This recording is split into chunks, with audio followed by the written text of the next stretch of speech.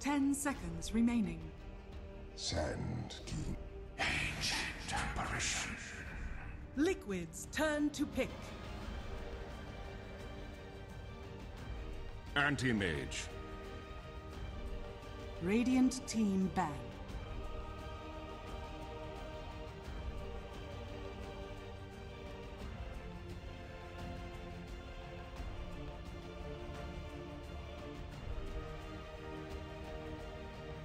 Ten seconds remaining. 5 seconds remaining. Reserve time.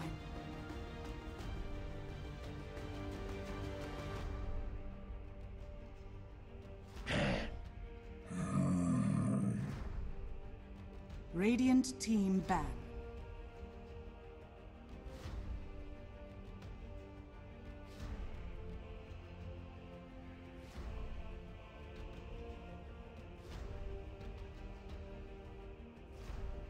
Ten seconds remaining.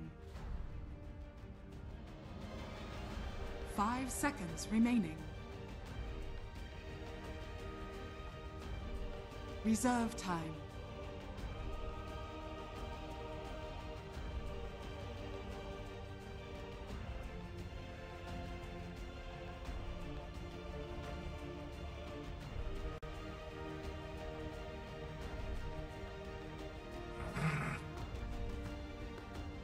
Liquid's turn to ban.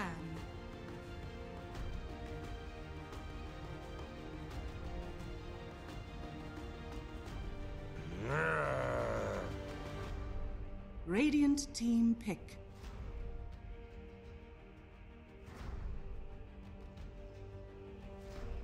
Spirit Breaker. Liquid's turn to pick.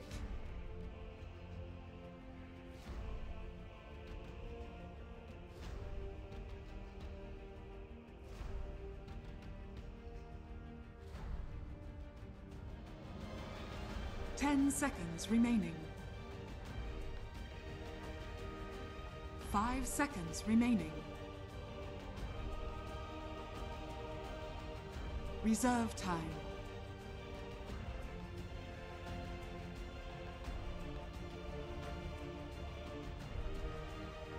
Takiro. Radiant team pick.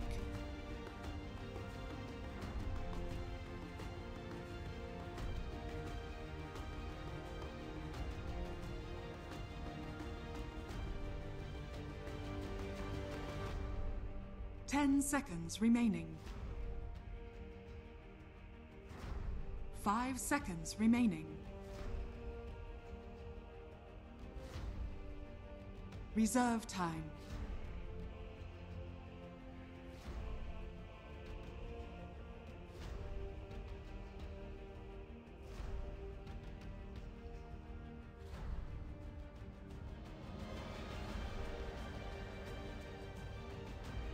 Legion Commander.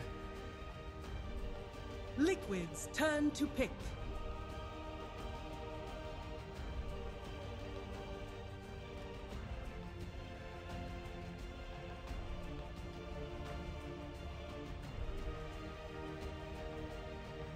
Ten seconds remaining. 5 seconds remaining.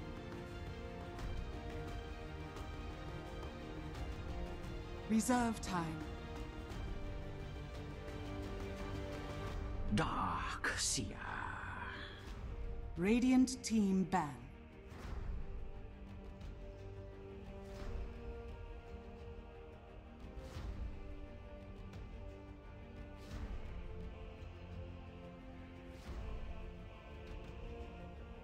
Ten seconds remaining. 5 seconds remaining.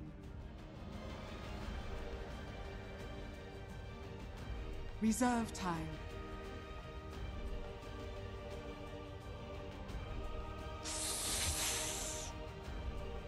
Liquid's turn to ban.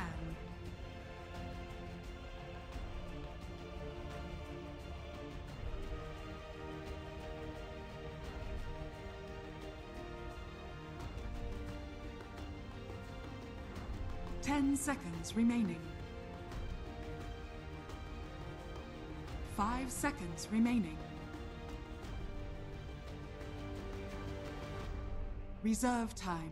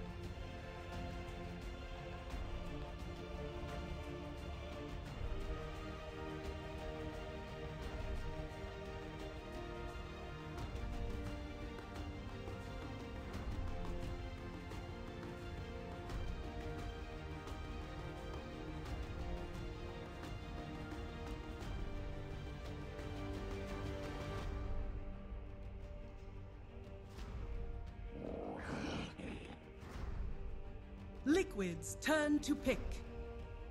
Queen of Pain. Radiant team pick.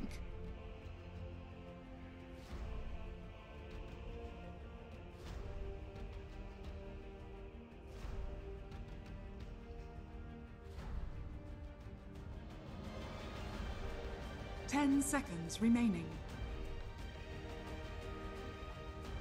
5 seconds remaining. Reserve time.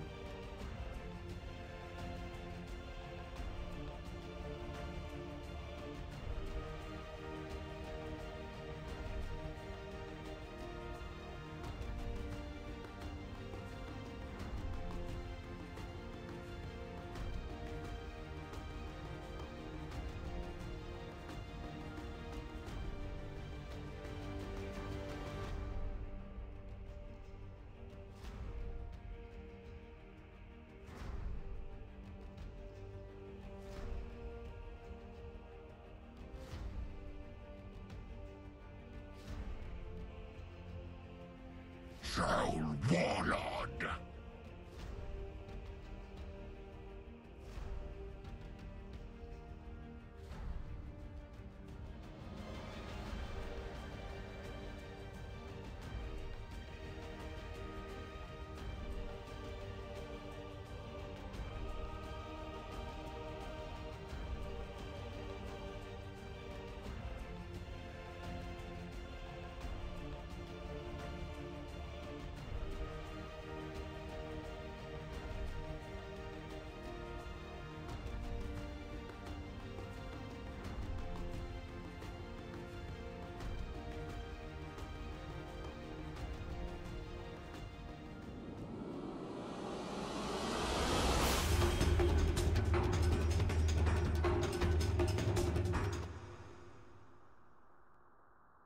Thank you very much, Dakota. Indeed, we're ready for the second series of the day. It's Vega Squadron versus Liquid, and we've got to check this out. We've got some interesting stuff going on. Matumba Man has picked himself the Queen of Pain at the moment. We'll see if they swap. Did they swap? They did not. They did not swap. It's going to be a Matumba Man Quap and a Miracle Anti-Mage. And he's got mid items. Oh my goodness. Matu is going. I thought maybe for a second they're like, all right, they're gonna try to out-mind game Vega, and they're like, all right, we're gonna throw like AM mid versus Legion, which sounds pretty awful. The Matu mid. But no, they're throwing Matu mid on the Quap. Yeah.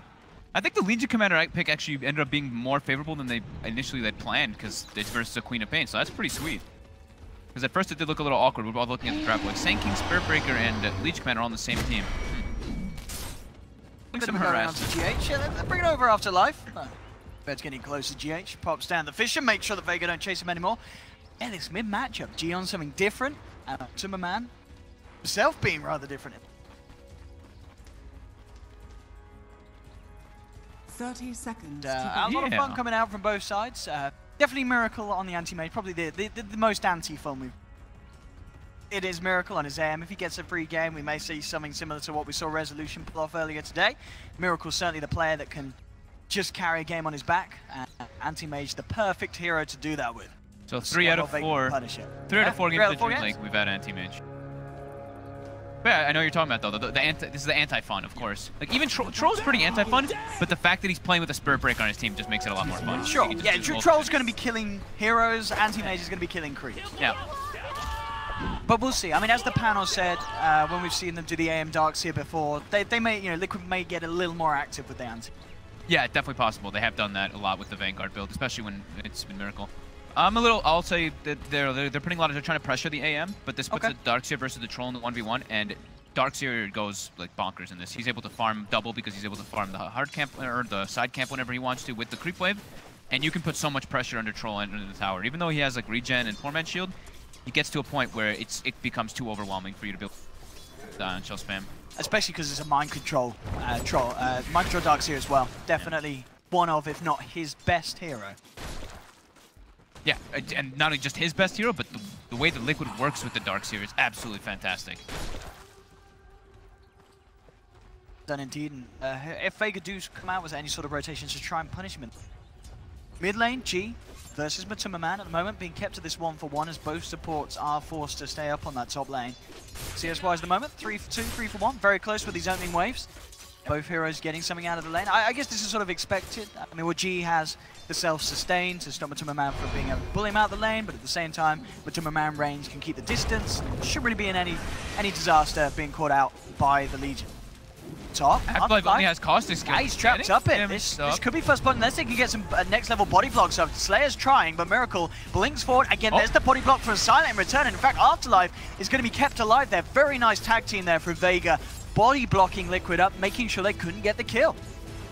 Very nice. Yeah, the tri lane is a little weak from Liquid. The thing is that once they get their level 2s, they become a lot stronger because they can just start harassing a lot more, while Spirit Breaker and AA are very dependent on having their, the charge come up with the AA chilling touch, which takes some time. GH walking in, trying to steal the bounty rune away from Silent. Oh, Silent gets just ahead of him. GH is going to give him punches for that. Latu playing up on the high ground of G in the mid lane. This mid match should be pretty much even. I think Legion actually might even like win because of the higher base damage, but actually no, Quap wins because you get your bottle, you're able to spam out the waves a little bit better, and you're better with your mana conservation. So once the levels start going out, Quap should pull ahead, but it's still a super even match. Yeah, I expect to build as well, not putting any points in the dagger because of the heal from G. Yeah, just get press the attack off. Just max out that nuke early on. Bottom lane, a lower dance in terms of hard. Despite the pressure being put on from mind control, he's still getting good CS out of this lane. He's doing great. Yeah, he's doing, as you said, in a lane that certainly can get difficult with the pressure that mind control can put on. Lower dance is dealing with it very nicely. He definitely has played the matchup before. I was going to say buying boots is like the most crucial thing to get early, so you can switch into your melee form and like run away from that ion shell and distance yourself. And he's doing that exactly. He's crushing the face boots. No, this early game, both teams. Everything they want on their cores. No one really being totally shut out at the laning stage. Overall, in fact, it is Vega Squadron only slightly getting a little bit more. Very, very close indeed on this early game. Yet to see anyone die. Miracle is going to be charged upon here. Let's see if they have the control with the burst strike and the chilling touch. They've got it. That's going to be your first blood. Vega making things happen on the top lane, getting Miracle whilst he's on his own. Whilst the pulls are being made by the supports of Liquid, and there's no backup at all for him. Those are pretty important kills too. Like they're already pressuring the anti-mage and getting a kill on top. Damn, 13-1 CS compared to the 16 of the Stanky. Yeah. They are splitting tri experience. That's the one thing on Vega, while Liquid is mostly splitting duel. Bottom lane. They have the rotation with GH. They tried to come up with a Fisher block, but the reaction's going to be there from Vega. Slayer TP's in with the charge. Again, a second kill for Vega Squadron.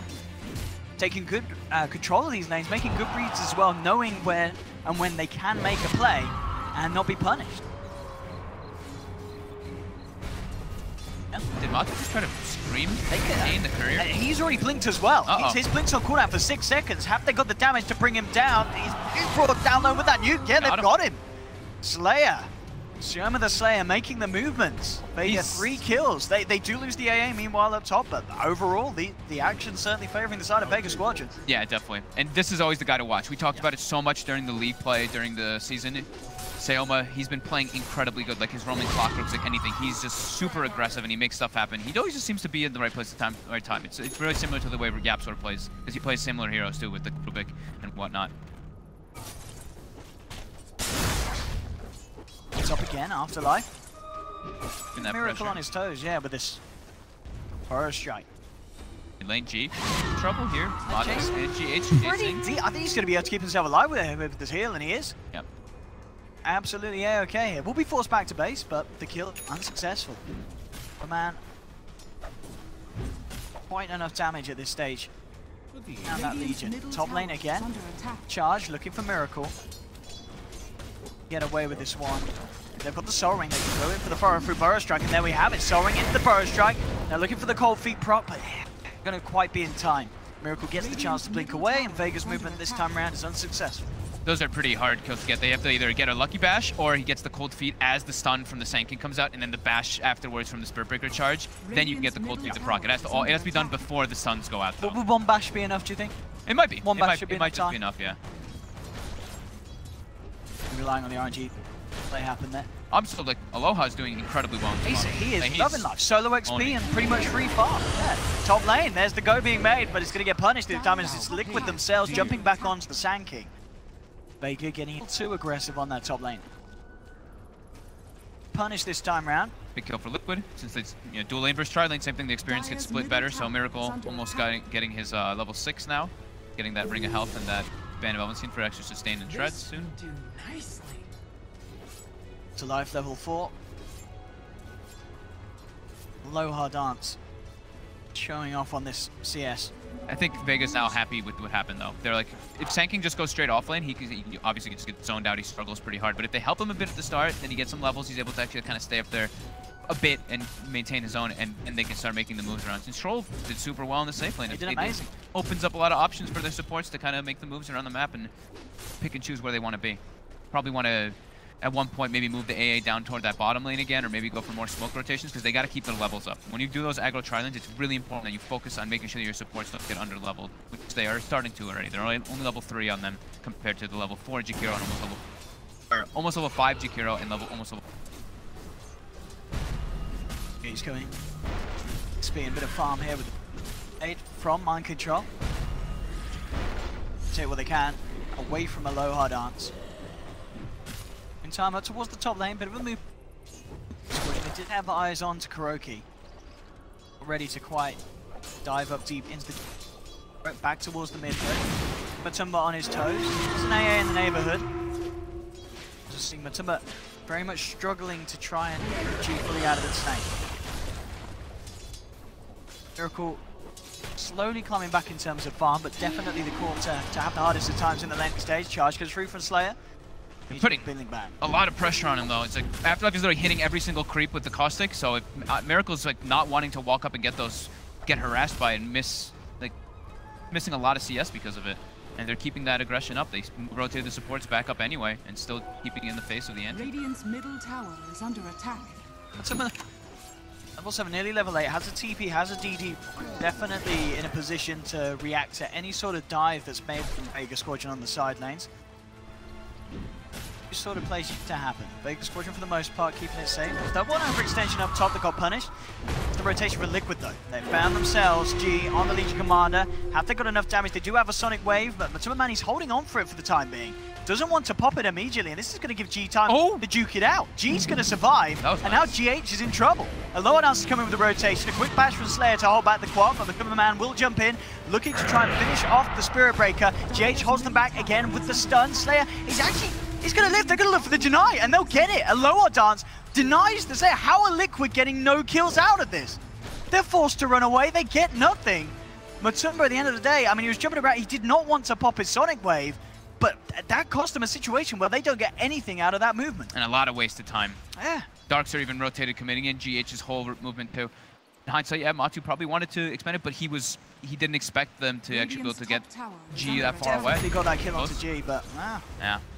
I guess obviously as we saw, he wasn't on the mana front. If he had popped the Sonic Wave at that time, he wouldn't have had any other mana to play around with. I think he didn't even have Blink afterwards either. Exactly, I think yeah. it was literally so he would have been very vulnerable. It was a risky play, and Liquid, they don't get any kills, but they don't die. They themselves. And they kind of forced reaction too in a way. So. Sure. Goes a little bit both. Oh, looking to make an attempt to get onto Miracle. They're going to need a fair few bashes to have a chance down. They won't get it. Dire's bottom tower Back away. is under attack. GH and back in the net. They have a safe lane war. watching those charges coming up in the Spirit Breaker. They even put, during that rotation that Kuroki did, he put a super deep ward on the high ground, so they're able to watch the Spirit Breaker charges from the base across the map. It's always a very good thing. The closer to the base that you have wards versus Spirit Breaker, it just gives you so much information trying to make around the map. And of course, like river wards, but close to the base is the important. Dance with that Vlad's. Getting to the point where this troll is, it's going to be quite an issue if you want to try and take him down. He's going to be able to turn and fight. And Trifle definitely one of those heroes that will be quite a nuisance for a co-op. You know, if Matumba Man blinks out of position, one bash, and Queen of Pain's dead.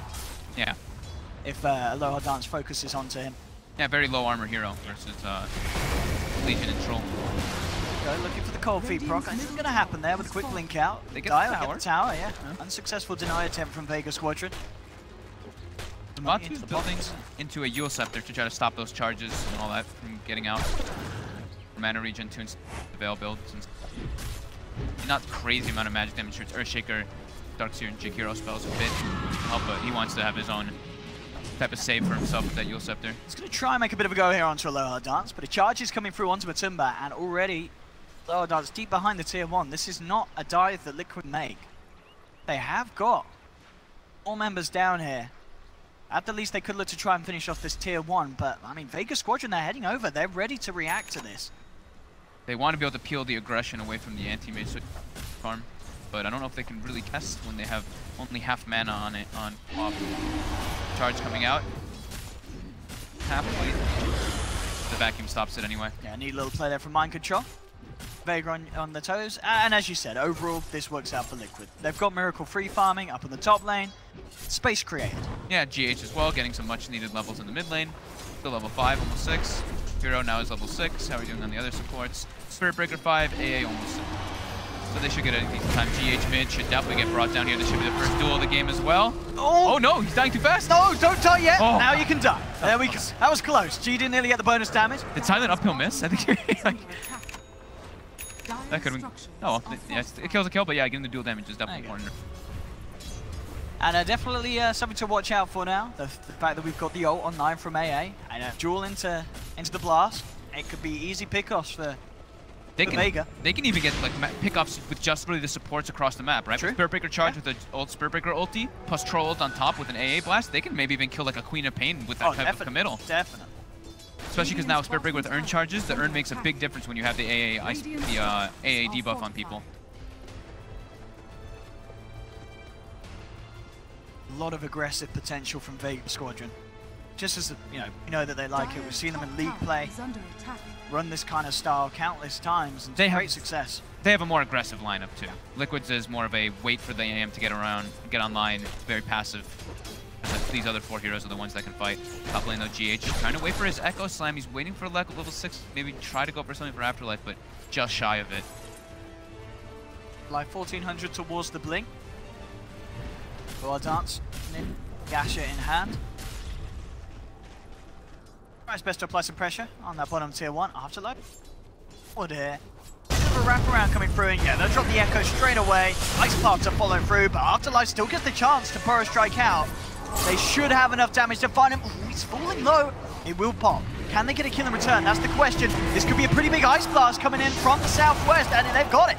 They'll get the dual win. They'll take themselves the Jakiro. Lose the Sand King, but getting a kill in return, especially being a dual win. Yep, and that's the Blink Dagger finished up on G. Yeah, and during all this, it's literally Aloha just full free farming that bottom lane. He has not moved himself whatsoever. 108 CS and 38 denies. So he's level 12 already on Troll World. Yeah, he has had absolute this bottom lane. Not about it at all. Very cool. Still looking for that Battle Fury. I mean, it's only 40 minutes. It's still going to be an okay time. Yeah, it should be pretty good. It's not going to be a lightning timing. But with 1 death and all the pressure that's put on him, it's quite reasonable. Worthy tribute. 1800 towards the blink on the SK. Yep. So nearly having, it's going to be quite hard for Liquid to play around. And I really feel as well we're 14.5 minutes in, and well, talking about the man himself, because talking about Matumba, it's not really been able to do that much on the Queen of Pain, it feels. We've not felt his presence at all. But yeah, 0 and 1, just that 1 death that he had in the mid lane. Yeah, he hasn't really been able to get like Clean rotations, just like that one they could have probably maybe gotten with the Sonic Wave, that we could say, that, you know, in hindsight. But other than that, they've just been getting just away from the super low. But now they're able to at least claim the tier 1 away from the Troll. It's their next target, GH in the middle lane. Can he hold this back? He's going to be never striking now. Ice Blast, it's going to only get the pass over. It doesn't matter though, as they get the connection. Jules there from G, they get the kill. Liquid, can they get anything in return? They'll lay down the Macro Pyre onto Sherman the Slayer. They'll get both of them. They'll get themselves the AA. They should get themselves the Breaker. He's trying to charge up onto the quad, but he's not going to get it. And this time Matumba turning up into town, grants the double kill. G in trouble as well. Liquid punishing Vega very hard there for that slightly knee-jerk dive there. They saw the Earthshaker, they knew that they could get the kill, but they didn't really think about the fact that it was underneath for tier 1 and Liquid had more than enough potential to react to it. Yeah, they brought everyone. Matu as well with the haste rune, able to chase everybody out. And Miracle, they focused very well. Like Miracle went for G on the right side with Mind Control coming in from the bottom lane, and the other two split up. Kuroki and Matu went for the other two targets that were retreating, so they were able to clean up all three. That trade, so definitely worth it for Liquid. Catapults Miracle forward, and he's gonna have that battle period finished up now. 16 minutes with treads. Pretty good. Begins. It's a comfortable timing for the Team Mage. Did say Sanking was very close to the Blink Dagger before. Has it finished up? Mind Control with that mech finished up as well before that timing. So now is where Liquid actually can, with those like 4-man fights, they can actually be able to do stuff. When the Darkseer starts getting the farm and the levels, he becomes a lot more powerful. And they've got great wombo as well. That Earthshaker Darkseer combination, something that we saw Secret earlier. Yeah, and going for like you already see like he's got 2 points. Now he's actually going for like a variety build, but he was 2-1-3 on the Earthshaker. Now he's 3-1-3. So trying to make sure he has a good amount of aftershock points to combo properly. That vacuum in. Lane Slayer can't charge. They did see it coming with that ward that they do have in the top lane. Now it's Aloha looking to take that top lane away with that Yasha finished up with the blast. I hear Quapple. That was unfortunate. It looked like he should have got the kill, but he brings down the AA to about 12 HP. Not quite enough damage there on Matu. Was that? It was still a level 1 Sonic Wave. So close to level 12 as well. He's really close. The duel coming out now onto Kuroki. Kuro looks to be brought down very quickly by that battle trend. And Matuma Man's going to jump forward, but immediate Burrow Strike. They will get the vacuum onto 2. Fisher to follow up as well. But with Matuma Man low on the tank and no Sonic Wave, there's just not enough follow-up damage. Liquid have to back off. Unfortunate timing there for Matu, committing before he hits the 12. Not enough damage, and then therefore no follow-up for the combo plays being made down there. And G, he's loving life. This is a Legion, 17 minutes in. He's won, what, 3 or 4 duels. It's great. Yeah. It's working out, this mid-Legion. Certainly more than the mid-quap so far. Yeah, a bit more for sure. It works much better with like the AA ult and the battle trends. Going for that blade mail next. Pretty much, yeah, he'll kill like literally anybody with battle trends and blade mail, as long as there's no like stuns to lock him down after. Miracle almost with Yasha finished up on his side of the map, farming as best as possible. Still definitely the big threat here for Vega Squadron, this anti-mage. Yeah. Next step for Liquid is getting some deep aggressive wards again, so they can keep eyes on whenever the Spirit Breaker and the Sanking try to make those movements.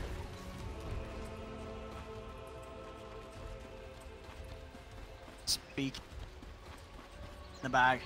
Just a P to go. They can maybe even, I think they can maybe even force a Roche with that BKB once he gets it.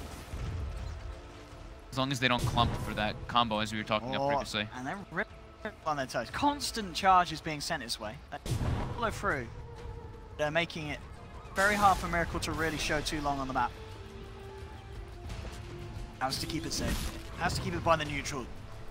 He had Aloha here with that ward. They do have vision of him. It's a deep move, and it could be reacted upon it if they don't kill him immediately. Lower Dance tries to turn, gets the axes out. There's a charge coming through, but there's the control. They'll get the kill. Massive nuke, though, from G comes in. The mech comes through. Can they kill Matuma in time? Echo Slam comes out. There's the Ice Blast, and Matuma Man's gone. GH as well in a whole lot of trouble as he pops Kuro, trying to turn, but the Shrine Heal's there for Vega Squadron, and they get themselves a third.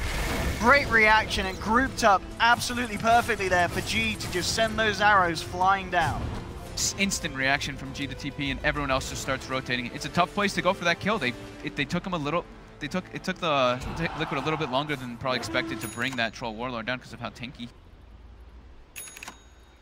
Follow-up comes for one. Vega pulling ahead just a tiny bit in this game. Constantly keeping the pressure up. They're always like forcing and shoving these lanes out super hard. And that's the full blade mail finished up now for G. Is a big power. As you say, whoever he catches out now, it's very likely to be a successful duel. Unless obviously, as we saw down there, even though they didn't get the duel win because there's still a lot of disable for Liquid to throw in. Yeah. GH.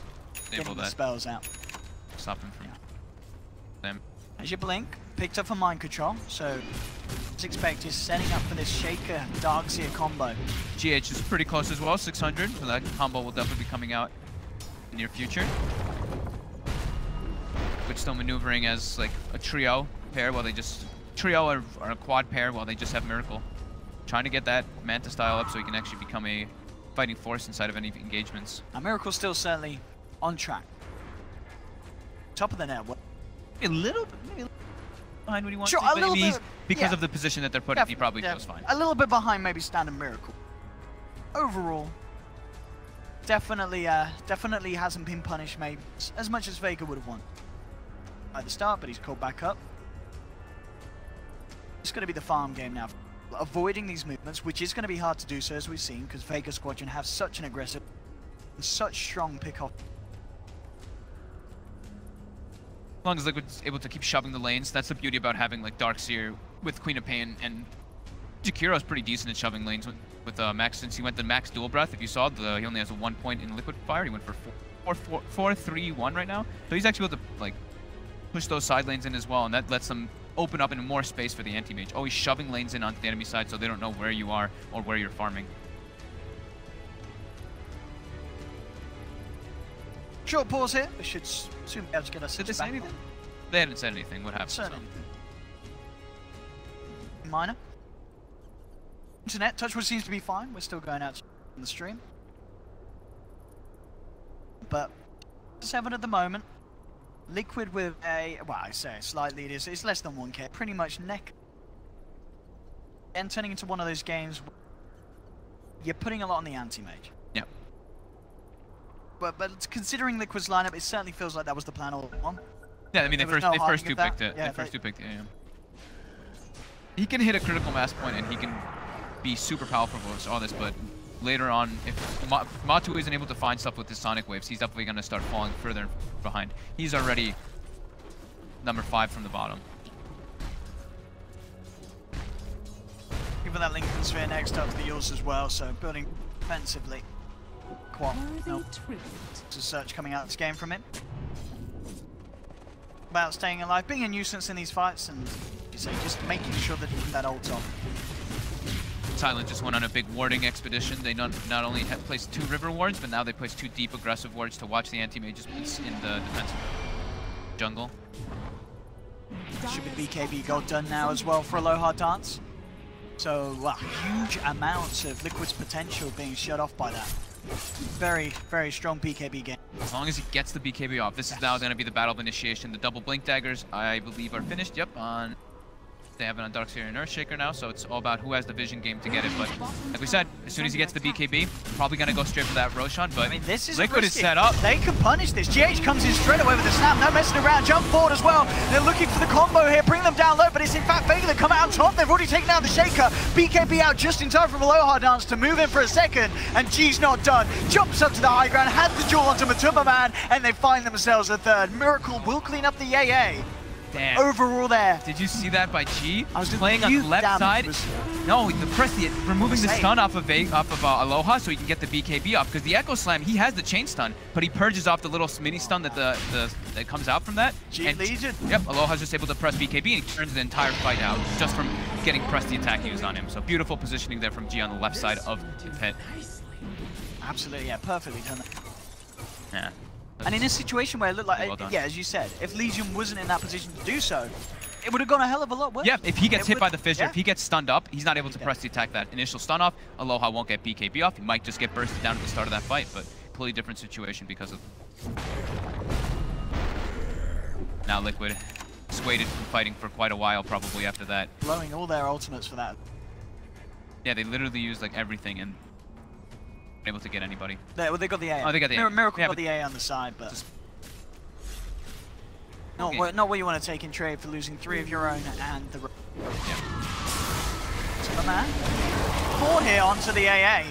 We'll turn to get the Ice Blast off. And in fact, Vega, get them ready to fight. AA might not even die. Silent is walking it off. He will tick down, but again, Vega coming out on top. They get 2. They're not done yet. Burrow strikes straight forward as they get a 3rd. And Liquid have got to stop throwing bodies like this. I mean, they're creating space for Miracle, but they are dying over and over again for it. Is under attack. It's space. It stops being a little bit I mean, space, but it you is- can't say lose 3 over every guy, right? No, it's true. But yeah, like Vegas just seems to be very like Has fallen. in sync with the idea that they want in this game. They were probably all like talking to, like Silent, like Sayoma and all them, saying like, okay, as soon as Aloha is the BKB, we go for Rosh and we make the Rosh wards. Because that's what initially caused the smoke from Liquid to go into the pit, was that deep ward that they had placed just before that from Silent's excursion. G. I mean, 7, 1, and 6 on this mid-Legion commander. Super well. Was BKB Brilliant. finished as well. And now they're going to keep the smoke zone. 72 dual damage already finished up for Legion. They're already making the move toward Miracle top. They see him with that ward that they've placed earlier. He needs that Lincoln Sphere. Miracle. He really does. He's working towards it. Charge. Charge coming through, and in fact, Miracle blinking over aggressively here, and they have got more than enough control and damage to bring him down. As another successful win for G. Buying his ulti orb from the secret shop, but doesn't expect that smoke rotation whatsoever. Liquid's map vision on the map is actually, there's nothing. There's no wards. They've got no vision, no wards on the map right now, so they're pretty blind to the rotations that Vega's doing. No deep wards either. They're just trying to force the lanes out as best as possible. Radiant's bottom tower is under Prodding and poking here at Aloha Dance, but Dire's not middle care. tower is under Man's up, attacks the tower. Looks to finish off this tier 2. Yeah, he'll stick around. Not a scare in the world with Miracle off the map for 40 seconds. 22 armor. There from GH. Himself away from Afterlife. It's going to have to be quite the anti-mage performance for back into this one. And as we said, also about the combos. Yeah. They can get that vacuum echo slam, they're good to go. But we've seen G's positioning has always been there to get the save off if that gets dropped down onto a lower dance. Yeah, you know, this is like the things that we're talking about. Like, this was a first 2 picked anti-mage. When you see the 5th picked anti-mage, it's very different. But Vega adjusted. They picked literally 0 intelligence heroes after they saw the anti-mage picked up. They had the AA in the first 2, and then they picked 4 strength tanky cores that don't really care if their mana gets burned too much. They don't have to worry about a big mana void coming out or anything like that. And it appears they can stand toe-to-toe, and actually that sustained lockdown. Afterlife bottom. Can they kill him off? Looks like they can. They've got the control. Take him down.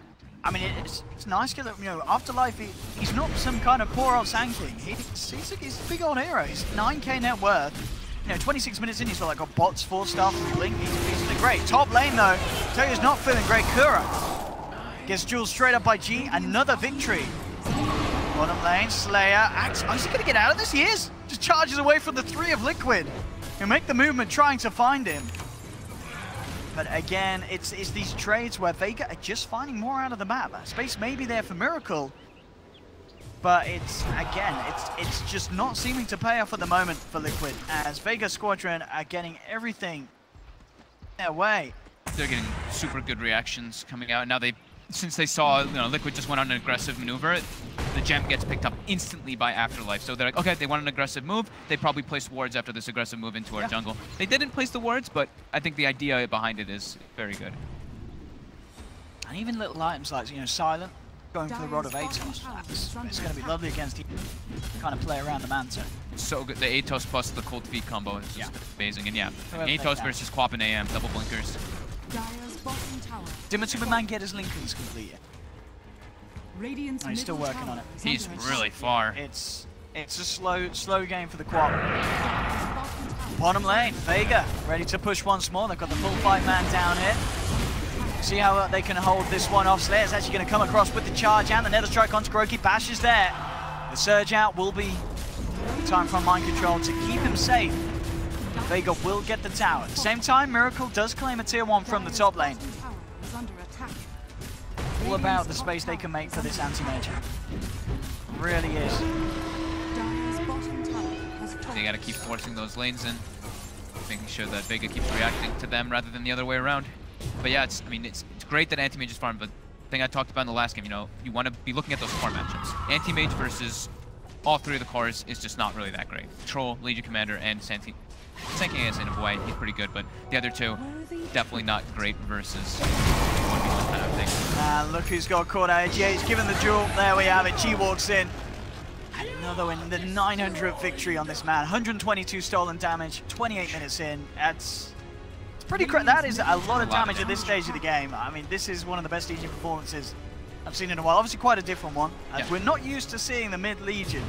But G has certainly made it worth this game. A lot of times, in fact, looking for some action here with the Shadow Blade. Has to be a bit careful. A lot of the members of Liquid around. Moving towards Miracle. Miracle gets the Lincoln's proc there by the charge. Of course, Vega aren't going to look to move in on him anymore. In fact, Matuma Man's going to be on to try and start things off. Comes in. This is a very speedy chop. Yeah. Miracle got his courier killed when he delivered. Troll walked up and just killed it. Big vision advantage right now for Vega in this engagement. They break the Lincoln. And it's going to be another potential bit of action. Ooh, the duel wasn't quite off cooldown. Like 1 second. It was literally 1 second off. Oh, Miracle very lucky to get away from that. One hit to the dragon. Lower down's tasty kill. Oh, he was so close, JG. Yeah, but the timing wasn't quite there. I mean, they so close. They almost did it perfectly. They broke the Lincolns, I think, with the force up. I think it was from the Sanking. Maybe it was the cold feet from the IA, but they broke the Lincolns. They get the stun. They almost get the dual follow-up hit. Just short of that cooldown. The split push continues from Anti-Mage. But yeah, it's literally going to be Miracle pretty much versus the world, and if they can do the wombo combos. Everybody else is pretty much like stagnated in farm. We'll get the Lincolns eventually on the Queen of Bane, but even Mind Control is like very cheap items now. He's going for the Solar Crest build to deal with the Troll Warlord and the Legion. But he's not really farming that much either. He's just throwing Ion Shells and hoping that he gets yes in the waves. This will do nicely. Miracle. Radiant's Sure the pressure's bottom kept tower on. is under attack. Shadow Blade's there on the breaker, great item. Having that chance to close that gap. Out Liquid, seeing it despite relatively good wars that they had early on, and now Miracle to play pretty safely. Yeah, double Shadow Blade combo too is going to be quite nice to go pick offs. Might even see the Legion go for one, but maybe he'll just go for bigger items. Just make sure they can siege the base properly, like AC or... It looks like he's got Halberd queued up. Yeah, Halberd's perfect versus the Link Spheres, since he already sees one. Break the Lincolns and have your own way to actually off. Bottom lane Afterlife. They're going to look for the kill. Now again, more than enough damage. Very nicely done there. Quick, is that the clean gem one. too? Yep, it is. Oh, it is. You're right. Can they get out there? That's the question. G heading forward. Will find the duel onto GH. That at least gets a bit of bonus damage. Shredded that battle trance. That dual damage. Miracle, and was it Miracle that picked up the cam? Miracle he did. Grabbed it. So Miracle managed to get it back. Roche in about 1 more minute. Liquid tried to get the opportunity to go there, but yeah, it's not up just yet. They don't bring it down crazy fast either. They do have the Solar Crest on Dark Seers, that helps. This recipe picked up from Matuma. A few hundred more gold to go before he has the ultimate orb.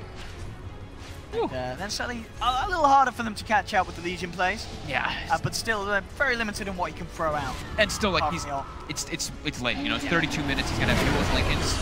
Legion already has ways to break that Lincoln with the Halberd. Look at this, finding around the strike, looking for the bash, but the lower nut doesn't get it onto the quad. They'll get Kuro, they'll get Mind Control as well by the looks of it, but the Nether Strike and the bash is flying through. Vega Squadron, again, 2 quick kills. Very little Liquid can do to react.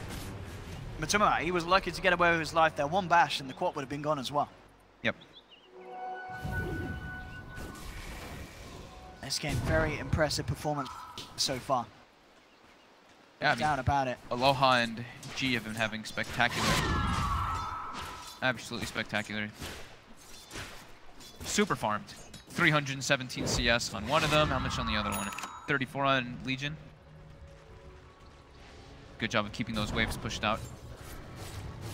Forcing. Miracle almost finishing up the butterfly. It's going to be nice to deal with that high physical damage coming up, guys. And they don't have their MKBs for still a while. Troll has it queued up. About 4,000 gold away, though. Okay. Yeah. Dance is going to need to catch up to that item. Ship locked here. Well, they don't really want to do anything more about it. It's very hard to go on him. A lot of health. 2.8. 1k HP. He's got the evasion from the Albert, BKB as well. It's very hard to go on. Dying. Miracle's more near too. Looks like they're not going to be able to contest this one. And this is Aegis and Cheese, second Roche. They can't do anything about it. They're sort of in the neighborhood, but it's just too hesitant. They're gonna let this one go by the looks of it. Aloha Dance gets the kill. Aegis and Cheese in the pocket. They're just so afraid because the BKB on the Troll and the BKB on G and just the positioning. They have to get like the perfect initiations. They have to catch the Legion Commander inside of the combo in order to be able to burst people before the BKBs come out. But he's been very good about where he's standing. And silent. Oh, that'll help a bit. Break those linkings from distance. Yeah. Troll Warlord now though. Yeah. It's over Edge as well. I mean, just waltzes up to the shrine here, ready to go. Pops the BKB, won't again get that lockdown that he needs to find the kill though. As Liquid will get themselves out and back to safety. Scary. But I mean, yeah, Aloha Dance is just silver edges into the middle of the whole team and starts punching because he knows that Liquid can't do anything in return. They just panic and run. Yeah. He's just watch out for the gem. That's the one thing. He actually picked it up now. It's Matu. Now they will get the AA. No, not having to worry about that blast in the fights is nice, especially if they get more. They're looking to move forward. They'll get the vacuum out, holding the back. Miracle jumping in, looking for Shioma the Slayer. Aloha Dance forcing back Kuro here with the axes. It's going to be a duel on the back lines as G just goes straight in, gets the successful win. He's looking to chase down Kuroki. Ooh, not going to quite get the damage out there. The Ice Path holds back the Legion. Aloha Dance did manage to end up himself the kill here. Can they get Afterlife? They can. Liquid do find a third. Eyes onto the Legion. Aloha Dance is ready to go back in. Aloha Dance looking for the easy kills, jumps in onto the Shaker, doesn't get it. Has he got enough bashes yet? The BKB's back out. Pops the BKB, able to lock down onto one, moves over to Kuroki, picks up the double kill. Miracle jumps across. He's just like running in. He's going, and Aloha Dance is just playing absolutely ham here. Miracle pops the Manta style. They can't really fight up against this with the vacuum. Vega now have to run back. Aloha Dance being chased out. That's a big kill for Miracle, but he has got the Aegis. He's going to be back and ready for round 2. G will unfortunately be able to jump back up to the high ground and avoid this. I mean, Aloha Dance, he plays so damn aggressive on this Troll. He's literally just running up into fog. Every time that Silver Edge is back off cooldown, he's going back in. Yeah, it's a good play for Liquid there, though. They saw that the BKB was used at the shrine initially, so they smoke and they want to catch an engagement while that's down. They end up getting themselves some nice kills. Gets the Miracle, his butterfly finished up, and you know the anti-mage is the important one, so they're trying to do that. But Matu dies again, unable to get any of that gold through that majority of that engagement because he gets dueled in the back lines. So he's still stagnated at that like 11,000 mark for quite a while. 7,000. And still G, you know, he got himself another successful victory. He's now got this press done. Aloha's on the prowl. Can he get the bash? That's the question. Where's that bash? Where's that bash? He's not getting lucky with the bashes, I tell you what. Matuma Man seems to have some anti-bash installed. He's fine every time. And now he's going to look to turn. Jumps in, has fuels. There's still the BKB available on Aloha Dance, and he'll pop it. Realizing it's going to be needed, tries to man up against Miracle. Needs some teammate backup, and he's got it. Afterlife comes in with the first Burrow Strike. Nether Strike as well, holding GH in position. But the rest of Vega are backing off. Looks like they'll just leave Shioma the Slayer as the sacrificial lamb here, as his participants will allow the rest of Vega Squadron to escape. Troll needs that MKB so bad now. With the evasion, the butterfly, and from the Solar Crest, Anti-Mage just can stand toe-to-toe pretty easily at this point. Don't know Basher online, but Basher will be very soon in making for Miracle. Can actually have much better ways to be able to pick off that Legion on side lanes. KB. And BKB, I believe, is down to, it's down to 5 seconds on the Troll Warlord already. He's been using it a lot, Aloha. Yeah. Radiant's middle tower is under attack. It's certainly going to be a little bit of an issue, especially in these fights that have been rather drawn out. Yeah. And these fights, the Tumba, the blink potential, I can see how dive in and out of bottom lane. GH opening up with the Echo Slam, dropping the wall and the Ice Path. Can they bring this man down with the Sonic Wave? They certainly can. Liquid clean up the kill. And it's a big one. That's no Legion for 90 seconds. And a tasty bit of money going towards Matuma there. Against the streak. Box is probably like, not this time. Not holding on to Sonic Wave this time. Under attack. 5 seconds, no lead. Done with it. Lane Slayer comes forward, has got the Shadow Blade and no detection upon Liquid themselves. They won't get the kill. They do get the tier 2 tower though. Having a lot of momentum though during the last couple minutes. It was about a 5k gold lead for Vega, now it's all the way down to 1k. Very good aggressive moves. Seizing the opportunities of those small cooldowns. Can get anything more out this time with the pin off the map. Top lane has been shoved in quite nicely for the creeps of Vega Squadron, so that tier 2 is not quite going to be an option here for Liquid. Looks like Vega won't lose too much more than that tier 2, the duration of G's death. Not the worst. Roche is going to be spawning in the next like 4 or 5 or so. Time between that one. Liquid's looking to stay on the aggressive. They don't have the Echo Slam nor the Darkseer wall, but they still have a lot of confidence because the last couple minutes. Definitely on a high from that. No doubt about it. Miracle, he's okay with the DD pickup. He just fires through the backdoor regen. They do have a fortification though, and now he will jump back. The rest of Liquid are there ready to fight. There's going to be a smoke up from Vega, looking to come into this one. Low on Arts can get the lead in with the invis. Took a re-smoke here from Liquid as they want to go back in and try and find that wraparound. Who's going to get the jump on who though? That is the question. With the high ground at the moment, Slayer heading forward, will dispel some of the smoke. They'll pop down the Fissure, Dust as well. Miracle tries to jump forward, won't quite get the jump onto Slayer. Now Slayer can turn, has been there to strike into the jewel. The Links has been popped, but the Ice Path comes out. Can they keep Miracle alive? The bashes, no they can't. Vega find the big kill, take down the anti-mage, and now try and chase for more. GH on the retreat, jump forward from G. They've got the slowdown here from the Vortex. And this is almost certainly going to be a dead shaker as well as Vega Squadron get a second. Liquid a little too trigger happy there with their smoke dispelling. Miracle jumping in, hunting for whoever popped it. Doesn't get into the position he needs to be in. Instant Lincoln's proc and lockdown from Vega Squadron. Really nicely executed to punish that anti-mage. Yet another victory for G. Yeah, it was like right when the MKB finished, I think, for the Troll. So it was like, this is like really important though. We touch on that a lot. The when you're smoking, you want to have those wards for you can put the vision in right when the fight happens, and that's what Vega did a little bit better in that engagement. They got the high ground vision while Liquid only had like side vision, so they had a better jump. It's like Vega's going for a double play here. Looks like they're going for a kill on my control while also pushing for the mid lane. Well, looks like we're going to get this Darkseer. He's getting bashed up by Slayer. And Afterlife, the Greaves will be popped. Mind Drop vacuums them back. Looks to surge himself out of there. Has got the blink out. And looks for the TP. And in fact, with that blink TP play, he is going to make it. We'll get back to base. Base is in a bit of a bad place as Vega Squadron clear up the middle lane. They move towards the top. Miracle still holding on to this buyback. Not wanting to come back into the fight, hoping that the rest of his team can try their best to hold Vega off. But the low on Uts man's up, gets himself to tier 3, will be jumped on, but again, that quick BKB timing from low on Uts, meaning that Liquid can't get the follow-up. He's blocked up a little bit, but it doesn't matter as Liquid have their attention drawn towards G. Slayer charging across, will be cancelled by the vacuum, and again, Shoma the Slayer kind of throwing his life at them here, trying to give time for the rest of Vega Squadron to get out of there. Mind Control is hot on the chase though. Can they punish this? Jump forward from Miracle. G pots the BKB, but the bash comes through from the anti-mage. Have they actually got the damage to fight through this Legion? That's the question. No, he's looking to turn. He goes for the duel straight up. Can he get away with this? He's bringing him down low. The Yule's up is there to make sure that the duel isn't successful, and they do then get the slam down, dunk down kill onto it. Take down that Legion, down for 90 seconds. Yeah, no buyback on the Legion. Spirit Breaker dead as well. So they were able to claim 3 Yeah, that's... And they're in a great position to push the straight down the middle lane. Yeah. They can at least get a set of racks by the looks of it to deal with the fact that they themselves have lost a couple. Yeah, get Glyph one set. Online. Glyph is not up for Vega either. So yeah, this should be... They can get 2 sets. This should be 2 sets. They can equalize the playing board here off the back of that play. That chase down, that just commitment to get that Legion Commander kill on the way out. Yeah. Absolutely paying off here for Liquid. Yeah, G used the Purge again on the Legion Commander during the Echo Slam, or during the Fissure Echo Slam cover, so he got the BKB up, but the overall chase, it's because of how low these BKBs are getting.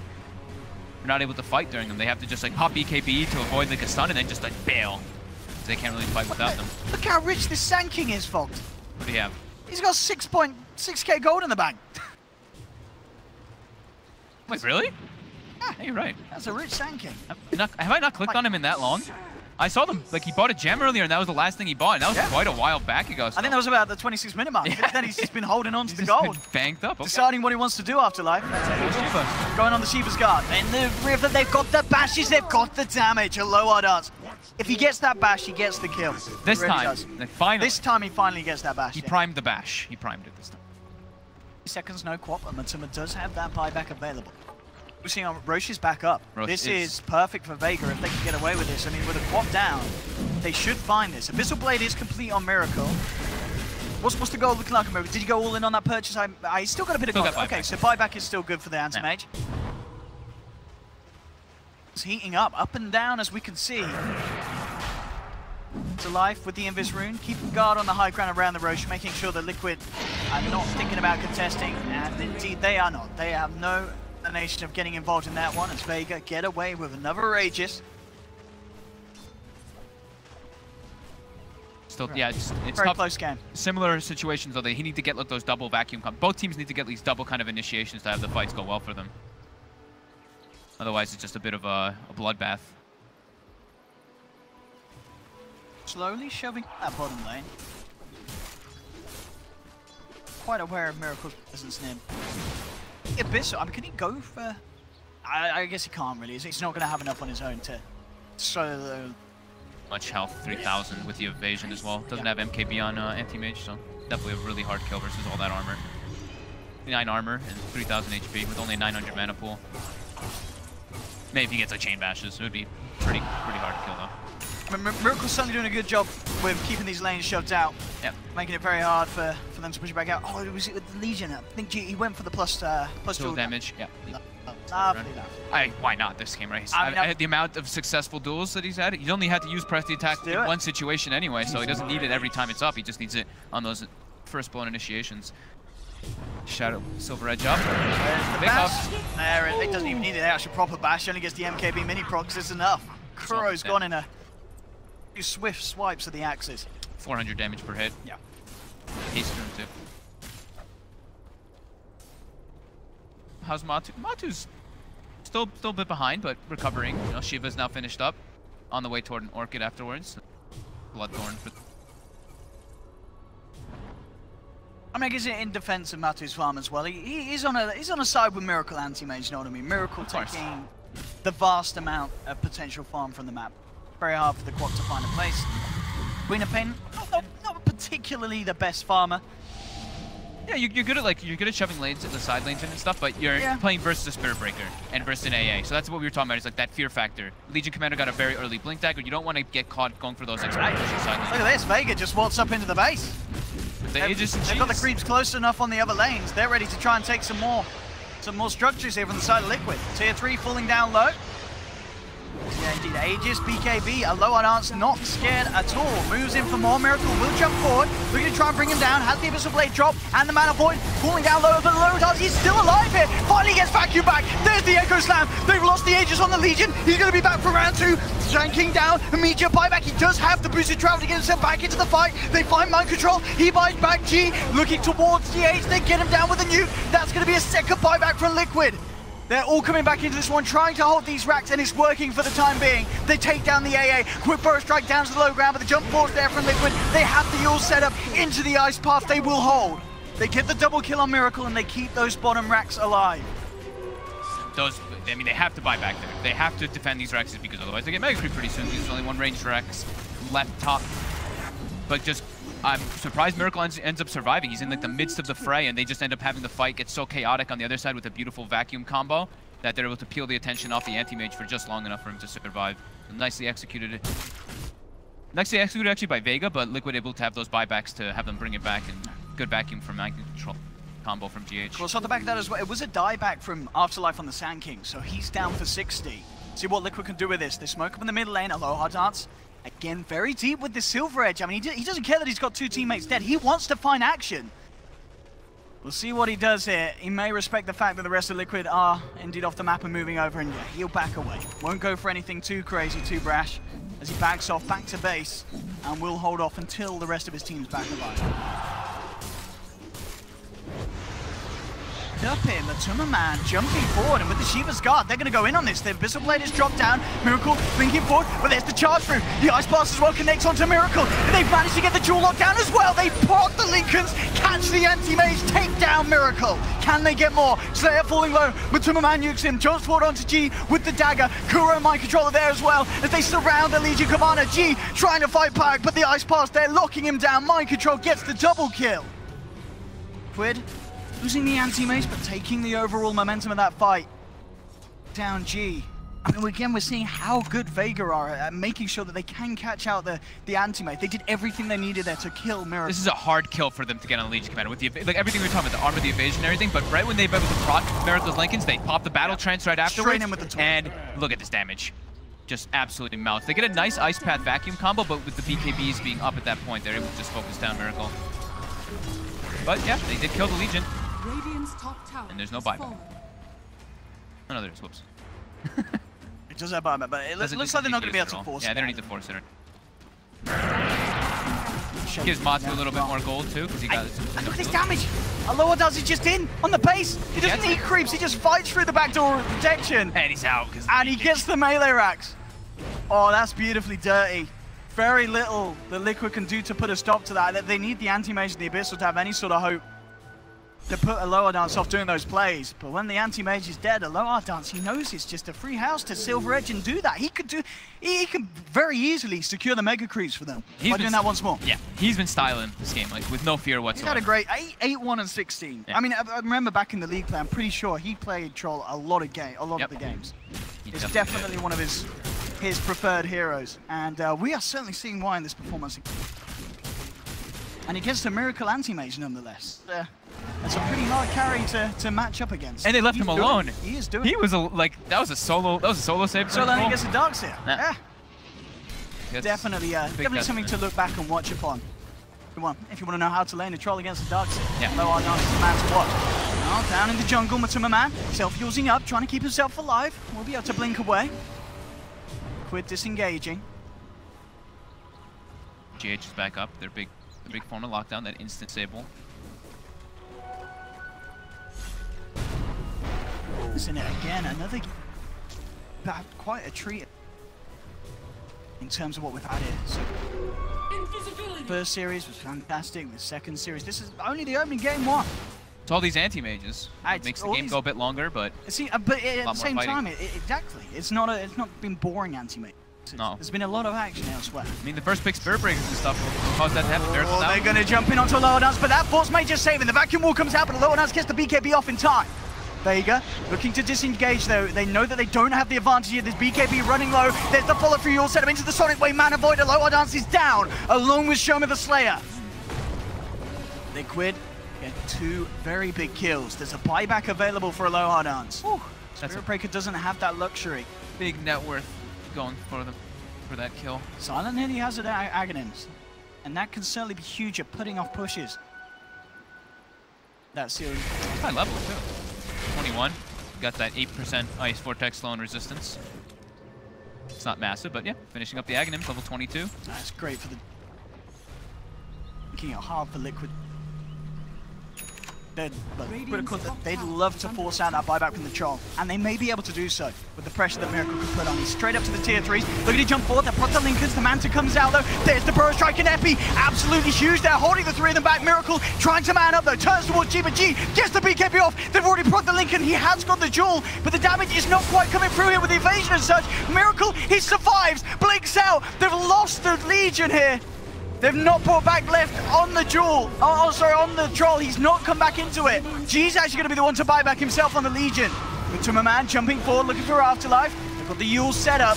Then when he followed through lockdown, there's the Burrow Strike. Jump forward from Miracle, though, straight in onto the Sankey. Sankey's gone. Now the buyback finally comes out from Aloha Dance. The charge in straight away. Look at the lockdown GH. They'll make sure the Shaker's out before he can throw anything out in this fight. Net the strike, connects onto Mind Control, catches the Darkseer on the retreat, and Aloha Dance isn't done yet. Looking towards Matuma, but a quick Yules and a blink out will keep the Quap safe. Anti-Mage is looking to go back. Miracle still wants to fight. He's looking for it. He's moving in. Oh, he's got 2 gems on the deck there. He doesn't have room. Priorities. If he gets his mega creeps, it's gonna be massive for them. And the glyph is back up though. They're gonna look to try and catch him. Where's he? Oh, he blinks in. Oh, he blinks deep. Beautiful play for Miracle. G was in position down the lane, ready for the blink out, but Miracle reads him like a book. And look, the courier, the dire courier. Oh, it's trying to go for the gem, but no. Oh, the couriers meet each other. Oh, that's lovely. Small little glance. So which one actually picked it up? They both. I think Vega got both gems. Sayoma picked up one, and the other courier picked up the other. Oh.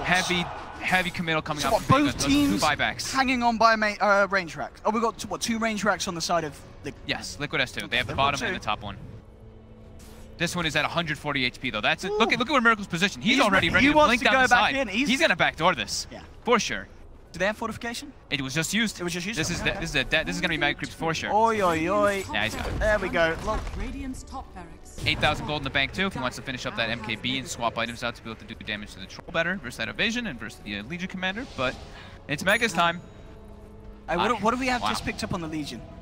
Just on the courier coming out here for G. MKB should be finished up now. The MKB. They've used all their It's the buybacks, MKB. so they're finished up with. They know they've got to finish the game off now. They're up against Mega Creeps. Vega straight in on the top lane. There's the first range track's gone. They need to get one more.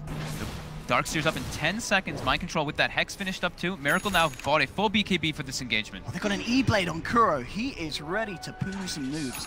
Oh, he actually got one. Okay. So I saw that GH had one queued up as well to deal with the Troll and the Legion because it's mostly physical damage coming out from Vega from their big hero, big damage dealers. So yeah, they both were trying to get that to peel the damage off of Miracle. Darkseer respawns. Oh, if they can... Oh, Vega gets backed off. Roshan's about to respawn. If Vega can get it, absolutely huge considering the state of the game. It's going to be up Lanes are second. shoving though. That's the problem. Remember, they're versus Megas, so the lanes are going to shove in Are naturally. they going to so see it? Are they going to stick around long enough? It's so close. Liquid might For know. more seconds, they've got it. Can they get away with it before Liquid heads over? Yeah, with the damage that the G's built up, they'll take this in no time at all. They've got it. Yeah, they got it. So Vega may be up against Mega Creeps.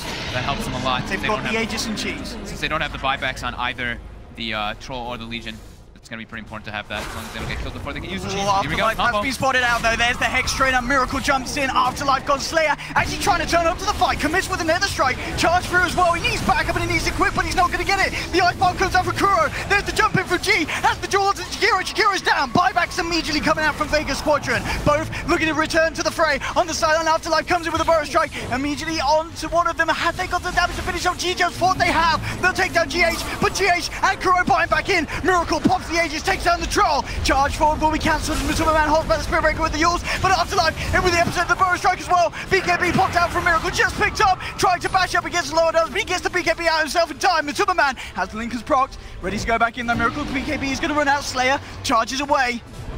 Then he further catch. Miracle looking for Bashes, G. where the bashes? Needs the bash, but Superman's there as well. By his time with the Yule setup, Shiva's girl comes out as well. G falling low, forced up back ones. Can they save the Legion? Ice Path blocking off the rest of Vega Squadron. Dream charge the man up, turn around, but he's not going to do it. G's gone. Slayer falling low as well. He's going to drop 2 down without buyback as Liquid on the verge of closing it up, and they will. Oh GG my well God. played is called, and Liquid take game 1.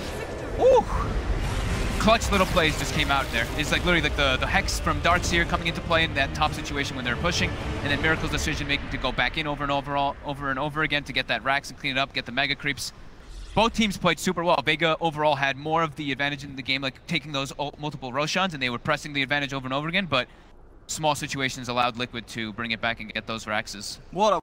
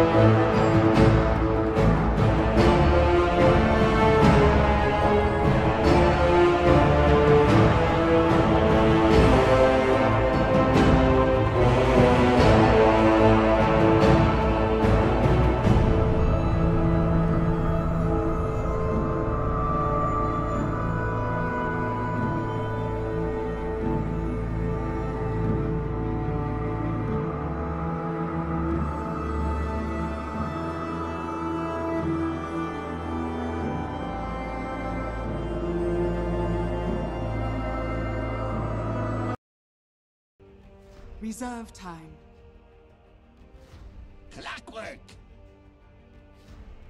Liquid's turn to pick.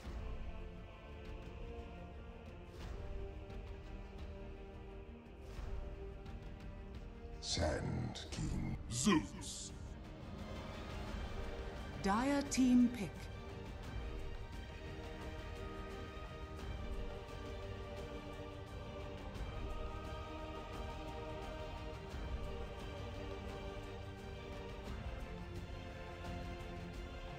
Ten seconds remaining. 5 seconds remaining.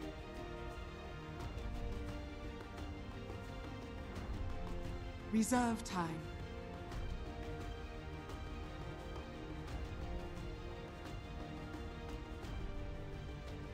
Hyper. Liquid's turn to ban.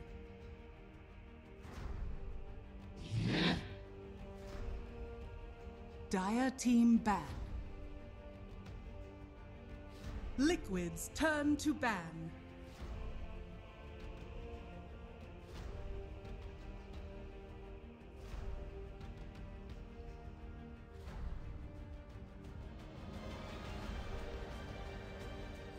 Ten seconds remaining. Dire team ban.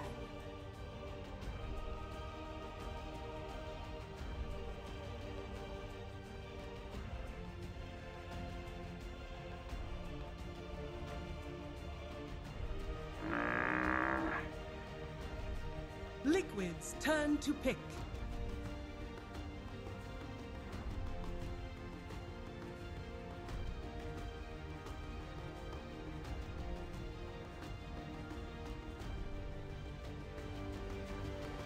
Ten seconds remaining. 5 seconds remaining. Reserve time.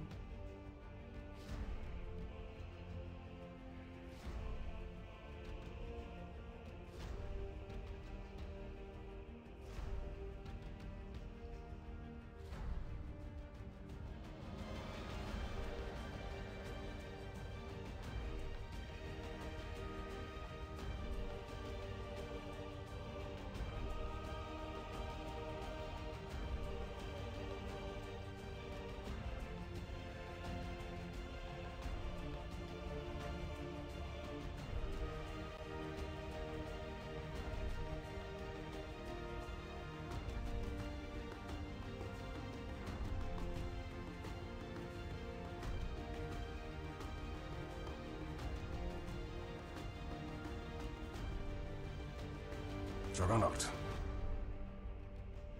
Dire team pick.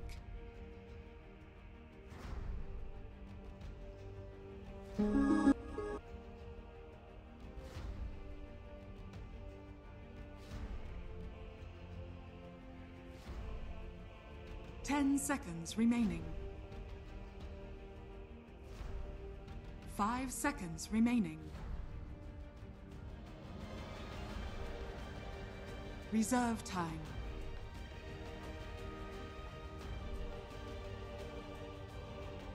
Rubik.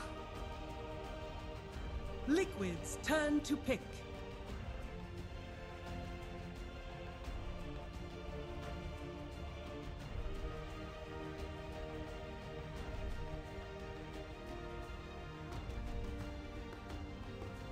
Ten seconds remaining. Enigma. Dire team pick.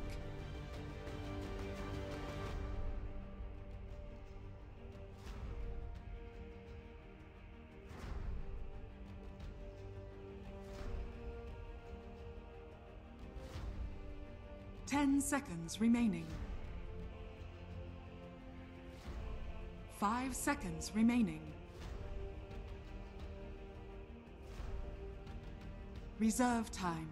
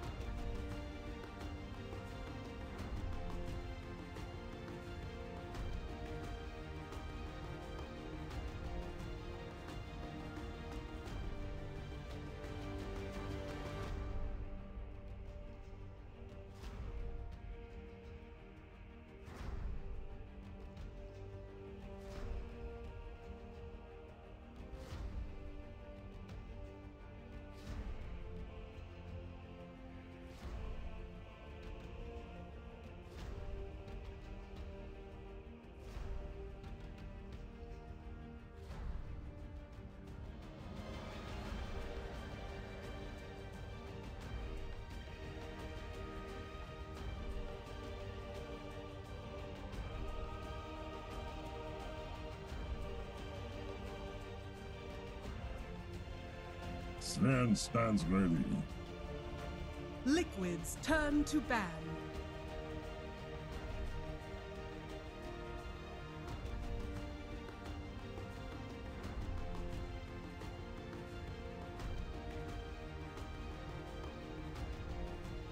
Ten seconds remaining. 5 seconds remaining. Reserve time.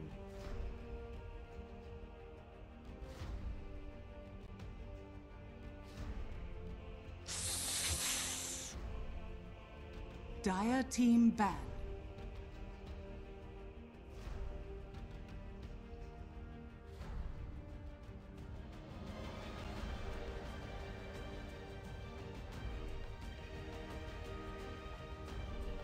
Ten seconds remaining. 5 seconds remaining. Reserve time.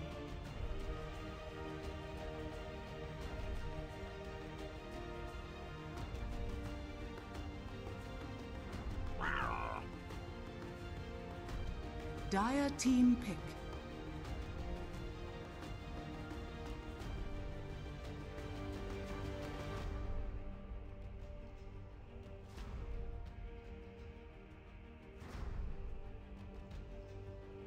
Ten seconds remaining.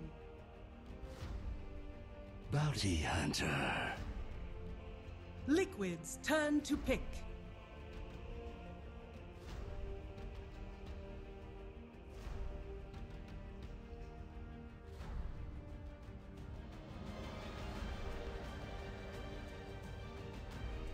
Ten seconds remaining. 5 seconds remaining.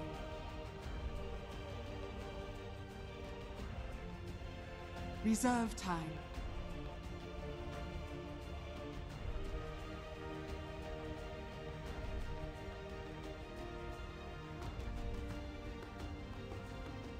Lone Druid.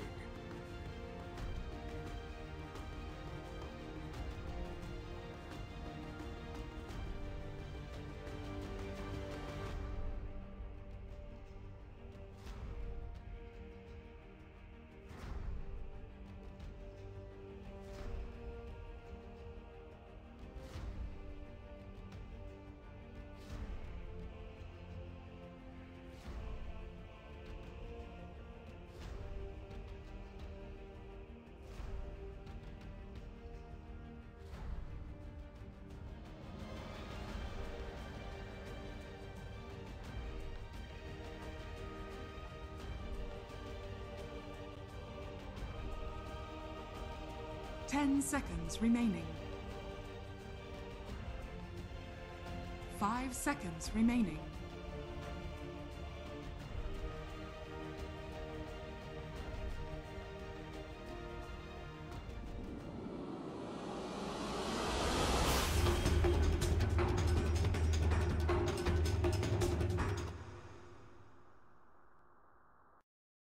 Thank you very much, Dakota. And it's game 2 now. Liquid versus Vega Squadron.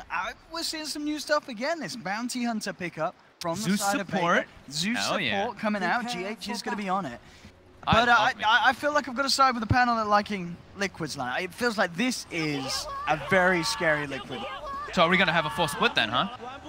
We had 2 on the panel. I'm Go like, Liquid. would you say? 2 in Vega, and you just said Liquid, I huh? said- what did you say? I was going to go Liquid as well. Okay. I think what Cap said it holds a lot of truth, though. I think this is the game that Vega could win, is if they just completely snowball and go out of control. But that being said, playing Sven versus Enigma is quite tough. It's one of those heroes that is super good versus it.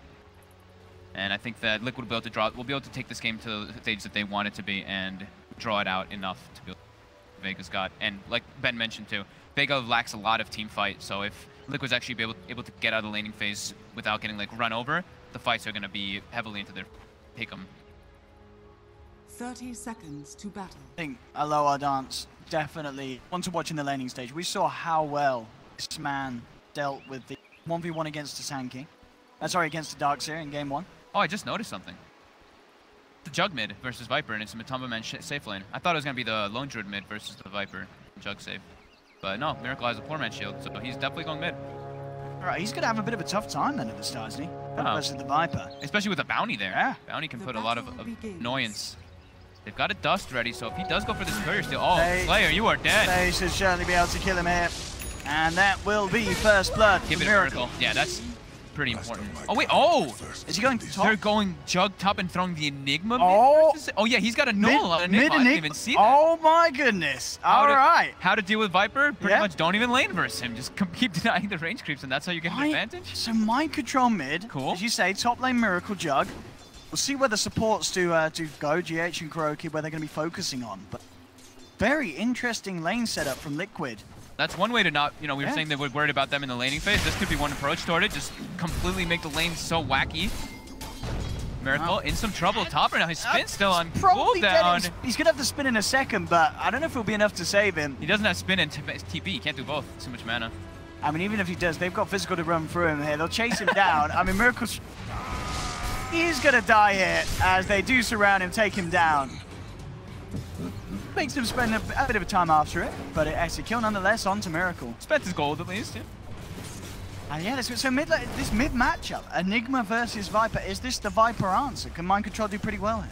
He's always going to have the wave on his side. Yeah. They don't really have he doesn't have kill potential ever on the Viper pretty much till he's 6, and then it's still pretty tough, but he's going to always be able to get his farm under the tower and pulling the wave back, so it should be a pretty even matchup. He's just going to be, Enigma's going to have higher levels because of denying those range creeps over again. See, I mean, as you said, because of the position, Mind Control can keep them. Certainly does make the movements from, say, very hard to pull off. For that catch onto Mind Control, the way that he's holding the lane. Is range creep again? Up top, Miracle now does have a bit of backup. The Sand King hanging. GH meanwhile down towards the bottom. Matula Man being pretty much left alone, but it's fine to do so there. Top lane, first strike onto Loyal House to hold him back from Miracle. Nakuro's up there, so they're starting to distribute their resources. GH bottom doing pulls, while Matu pretty much plays in a 1v1 versus Clockwork. So very important as a Zeus support, you have to keep your levels up and get early farm. Kuroki went for full roaming too. He bought an Orb of Venom on Sand King, so it already tells you that he wants to be moving around the map and constantly pressuring any lane that he can rather than sitting and sandstorming or statically. Yeah, Slayer being very committed on hanging around this middle lane. Try and catch out Mind Control if he goes out of position. Top lane, telekinesis onto Kuroki. Got the Sandstorm. And Liquid are fine. They'll get themselves involved in this side pull. Make sure they're not losing out too much at all. Vega's attempt to control the lane. CS-wise, as we can see, Miracle just slightly ahead of the Sven. So this top lane, even though he does go down early on at the start, the farm on par. Mid lane, G's owning. G is absolutely. G Viper certainly going over the history of what he likes to play. Definitely one of his most played heroes, I want to say. Yeah, the G so Viper. Mind Control is actually pretty scared to bring himself clarities and stuff, so he's been low on mana, so he can't actually spam the demonic conversion to keep the denies and the wave back. So G's able to take severe advantage of that and pull way ahead in the net worth, and that's because of Slayer just having that bounty hunter. You're scared of your courier getting sniped. You need all this. You need this high amount of mana regen in order to spam your Eidolons. On bottom lane. Yeah, GH. Sure that Afterlife can't get close to the wave. But he's still found quite a bit from that off lane. Are fortified. Not being Radiant's zoned out middle at all. tower is under attack. Why that Zeus top lane again? Bit of harassment there with the telekinesis, but they know that they can't really commit for a kill onto Miracle. Healing Ward, 2 points to the Blade Fury. Very hard for these two to really do anything about the Jug. I mean, the thing about the Juggernaut, he does have the kit to be a rather reliable solo offlaner. He's got the escape, he's got the heal. You know, there's a time when people were running the Chinese teams, they were running the offlane Lifestealer some of the times because they have the Rage and you can just bolt and get out of those type of situations. So yeah, it's a similar kind of approach. They wanted to give him, they wanted to get these better kind of matchups, but now, Kuroki. And may have stepped up a little too far. Does still have the Burrow Strike. That may just be enough to get himself out of there. In fact, he may want to turn. Mind Control and GH moving in. Looking towards G. Kuroki, he'll go for the easier one. Finds the Burrow Strike connection onto Silent. And Silent will fall here as Liquid make the play. Can Vega get anything in return, though? They look towards GH. G manning up. The Midnight Pulse is down. G will find the kill. The question is if Liquid can find themselves a second to equal this. G turning up, manning up onto Kuroki, but he'll lose his life. Kuro will fall as well. So it's a double kill for double kill as both mid laners pick up a bit of action. Cool teamwork there. Mind Control actually gave the Mango to Sand King to have the mana for that stun for them to get that secondary kill. So it slows down his Soul Ring a little bit, but getting the 2 kills, he gets a Soul Ring anyway right now. Get Mind Control out of this. Silent closing the gap here with the telekinesis, and they'll find it. Mind Control down, Slayer. He's going to be punished for that. Kuro with the TP just in time, gets himself involved in a return kill. Best feeling as support, you TP into something like that. XP. 3 levels, yeah, everything. Very nice. But 4 for 4, it's, yeah, both teams pretty much mirroring them in terms of the move. Yeah, and you know, we look at the last hits and everything, it's like Viper is 34, well, and Enigma 16, so it's like, wow, you're probably super far ahead of him. You know, 600 gold is pretty decently far ahead, but the levels are identical for him. Denying those range creeps over and over again. Even though Mind Control got kind of forced out of the lane and wasn't able to use Courier in the best way, it's still pretty okay for the Enigma. Matu now level 5 bottom. Got that entangle on the bear. Staying pretty east. Clockwork, as long as Clockwork can't do this and kill the bear. Bottom. He's actually able to isolate it and he brings it down with battery assault. Plus 300 for Afterlife. Damn. He loves it. And Matu doesn't even have the mana for a resummon. At top, Kuro actually dusts up Slayer here. He's got eyes on the bounty. Silent's going to come across and help out. Yeah, they've got Mind Control here.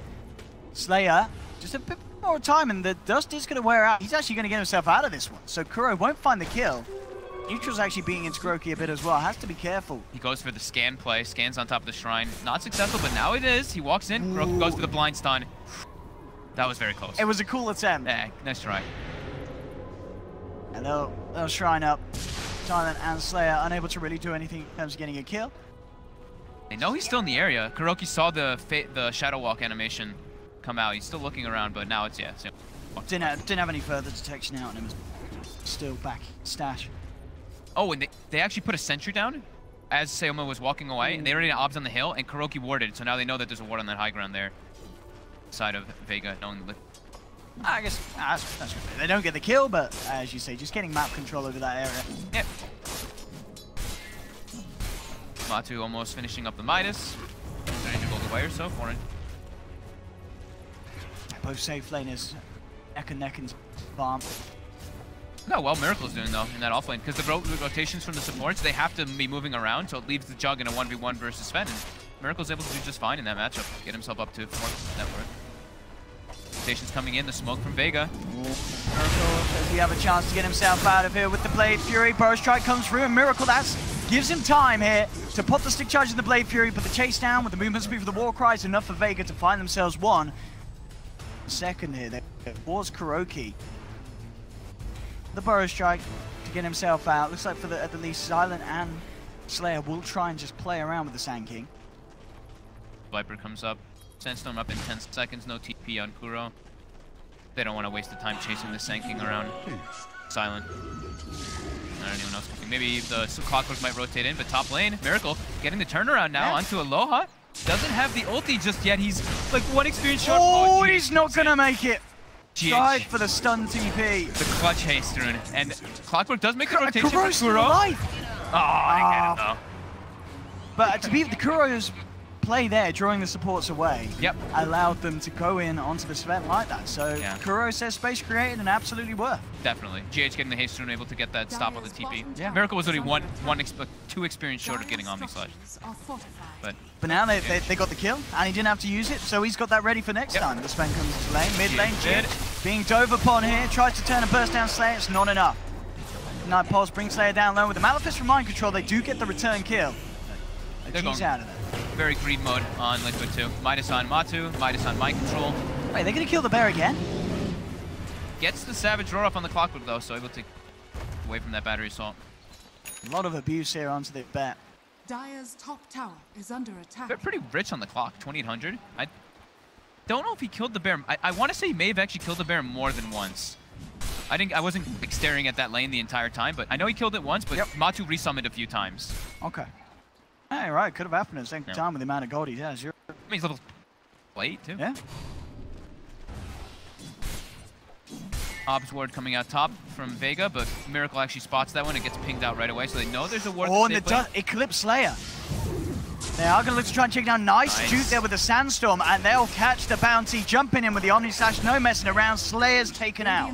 Really nice read of this area of the map from Liquid. We're seeing constantly being aware of the bounty hunter's presence. Yeah, that was great play there by Kuro.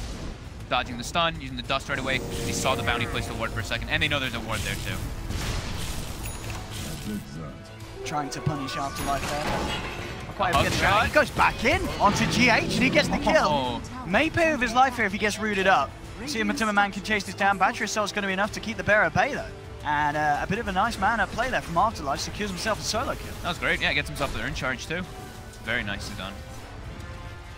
They only doing on levels. Level 5, almost 6. Quick. Same situation. That track online. And Mask of Madness now finished up for Sven. I don't believe I saw them stacking too much. They do have one ancient stack at least for that Sven to. Well, and then, okay, they have a triple hard camp that he's farming right now. But GH is gonna sap that juicy experience right here. Oh, he's so happy right now. And they're actually gonna take the whole thing. Yeah, Miracle comes in and he's gonna try and he gets at least 3 of the big creeps out of it. In fact, Loa does is in trouble with the chase down for the Blade Fury. Liquid get not only the majority of the large creeps, but a kill as well. Afterlife rotating in, but the hookshot's still on cooldown for 10 seconds, and Liquid, they're going to get away with this one scot-free by the looks of it, unless Afterlife can get some big plays out with the cog block. So looking to try and surround Miracle, but he himself in trouble. Now with the Blade Fury turnaround, Liquid, they're just being given even more here. Miracle blocking up Afterlife. Afterlife isn't going to get away. The lightning flies through from GH. They find themselves a second. They're not even done yet. Kuro pops the stick charges, comes in with the burrow strike, and Liquid get a third. Everything getting handed there to them, and Miracle on a plate on that top lane. Oh, this is the dream too. They have a Sand King Zeus support, and look at how leveled these guys are. Level 7 Zeus, level 6 Sand King with the tome coming out. They haven't even used it yet, so he's gonna be 7 too. Comparison to the level 6 and level 5 Rubik and Bounty Hunter. That top lane just fell apart in a matter of seconds. Absolutely. So right after the Sven got at Mask of Madness, all 3 die because the Mango usage for Miracle and the patience coming out from GH and Kuro. 2 supports. Thumbs up. So what are we going to see from the this mid Enigma? He's got the Midas. Is it going to be Midas into Blink? That's the build that we've been seeing, right? Yeah. We usually see, like, especially when it's offlane, they start with boots, and they go for the arcane boots into Midas into Blink. But yeah, Soul Ring, Blink to Midas is a possibility. Afterlife, trying to isolate Kuroki, but Sandstorms, now they're trying to turn onto Afterlife here. Definitely trouble. Hookshot's out, but the Thunder God's Wrath chases him, of course, globally. Afterlife falling low. No, the earn charge keeps him alive. Matuma Man held back by the Viper Strike. Backs away. They will get Slayer on the sidelines. Get the Bounty Hunter, but Afterlife, neat little hookshot play there to keep himself safe and get away. Still, Liquid, that was nice. Getting the kills, getting the trades. Mid lane talent just get taken down. Some more money into the pocket of G. And they're going to be able to get bottom down with Aloha. Okay. So good split resources by Vega. I mean, this is what they have to do. Hopefully they saw the double Midas and they're like, all right, we need to somehow punish this a bit. And yeah, my control queues up the Blink Dagger on the Enigma. Top tower is under attack. Punish the Midas a little bit. That Viper, who's quite massive with that Dragon Lance treads. 1800 HP, pretty hard to bring down, but I think they're going to try right now. With the 2 of them, I think they can. Yeah, especially with Matuma Man as well. If they get a wrap round, they've got to be careful with TP reactions. Yeah, he's really tanky, but... Oh, not if they take the tower first. And in fact, yeah, G just TP's out of there straight away. Knows that if the tower's gone, he does not want to stick around there on his own. Yeah, everyone's and he leaves that area of the map. First time in a while I'm seeing, you know, the 5 Sand King. Kuroki's playing it as a 5 for now. GH getting the Arcane Boots. Maybe now this is where they change it. They maybe just wanted Zeus to have Arcanes and Soul Ring, because it's super crucial to have those. GH dropped his Arcane Soul Ring there. Now he's going to execute his life though anyway. GH surrounded it by the cogs and they'll get themselves the kill. Vega, can they get anything more out of this though? That's the question. Track starts to get flown out. That was a track, yeah. 700 gold. Aloha just keeps himself bottom. Kuroki's positioned in the trees, but he's tracked. Took out Miracle up on the top lane, trying to Blade Fury his way out of this one, but with physical flying through from the Viper, Miracle is going to be taken down. G into the kill. Hold there on the top lane as they Miracle. We do of course have that Blink Dagger though on mind control, so all eyes on to see what sort of plays he can pull out with the Enigma. Matuma Man, 2.7k gold towards the relic. Quite well. They should feel pretty happy with everything that's been going on. Giving them that like one kill on that kill they just get Miracle maybe was not what they wanted to have happen, but still being able to distribute the wealth all over the place. And you know, they're playing with the low druid safe lane, going Radiance and a Midas mid Enigma. Be pretty happy with like the 11 kills, the successful rotations from their Sanking Zeus supports. Top tower is under attack. Top lane. Pulling the tower here, but he's going to get jumped on immediately here by a full Blade Fury and Omni Slash, and Liquid get the kill. Viper's down. He's very alone. Yeah. Liquid just commits. He did have Slayer and Neighbor, but not really a lot that Bounty Hunter can do to stop that sort of jumping. I mean, they're playing really far up, and they don't have a tower up there, and they're playing versus Zeus. So Zeus pops ult, they see everyone on the map, and they're like, okay. Let's go. Life. Got stun stolen on Silent as well. He's got the Sanking stun. Shot. So good setup. Strength being popped here upon the Ancients. So going, Echo Saber's out as well for Aloha. So they did block the Ancient at one point inside of Liquid, so it warded up. So they may have attempted that. Yeah. It stacks. They watched him just pop God Strength too, so they probably know God Strength is on cooldown and they know where Sven is located. Kuroki now starting to play more like the 4 in now this position. So that's exactly what they were doing. Get the Arcane Boots, get the Soul Ring for the Zeus, and then Kuroki start doing that split push rather than being that like hardcore roamer that he has been playing as. Vega with the smoke, looking to try to get this very big kill. Beautiful time. 50 gold away from Relic. If they can kill Matumba, he's going to be pretty damn mad. The three of them surround him. Actually gets out the cogs. Matumba, he's going to get away with this by the looks of it. Oh, the hook shot's going to miss. Oh, they needed that to connect so badly. And now the turnaround. Mind Control jumps in, gets the two of them in the black hole. Matumba, man, he's still being chased down by Silent. Silent really wants this kill. Can he get it? No, he can't. The turnaround's there. Liquid take a third. He didn't get pushed out of the cogs, right? He got lifted. I think Rubik lifted him, threw him out. That's what it looked like. It looked like Silent actually... We don't want to point any fingers, folks, but I'm not sure. Right. It looks like something fishy happened there. Because Afterlife was pinging too. He's like, we had him in the cogs. Maybe what went wrong? Something. Yeah. Slight mistake, but that's a big turnaround. They needed that kill. We're going to see it again in here, folks. What goes on? So he gets the Burrow Strike. They get the cogs inside, but he's lifted, and then he gets thrown. Yeah, he lifts him out of the cogs. I think he lifted, and he initially decided to put him somewhere, and then he got Savage Roared. He couldn't change where the target of the drop was because he was Savage Roared.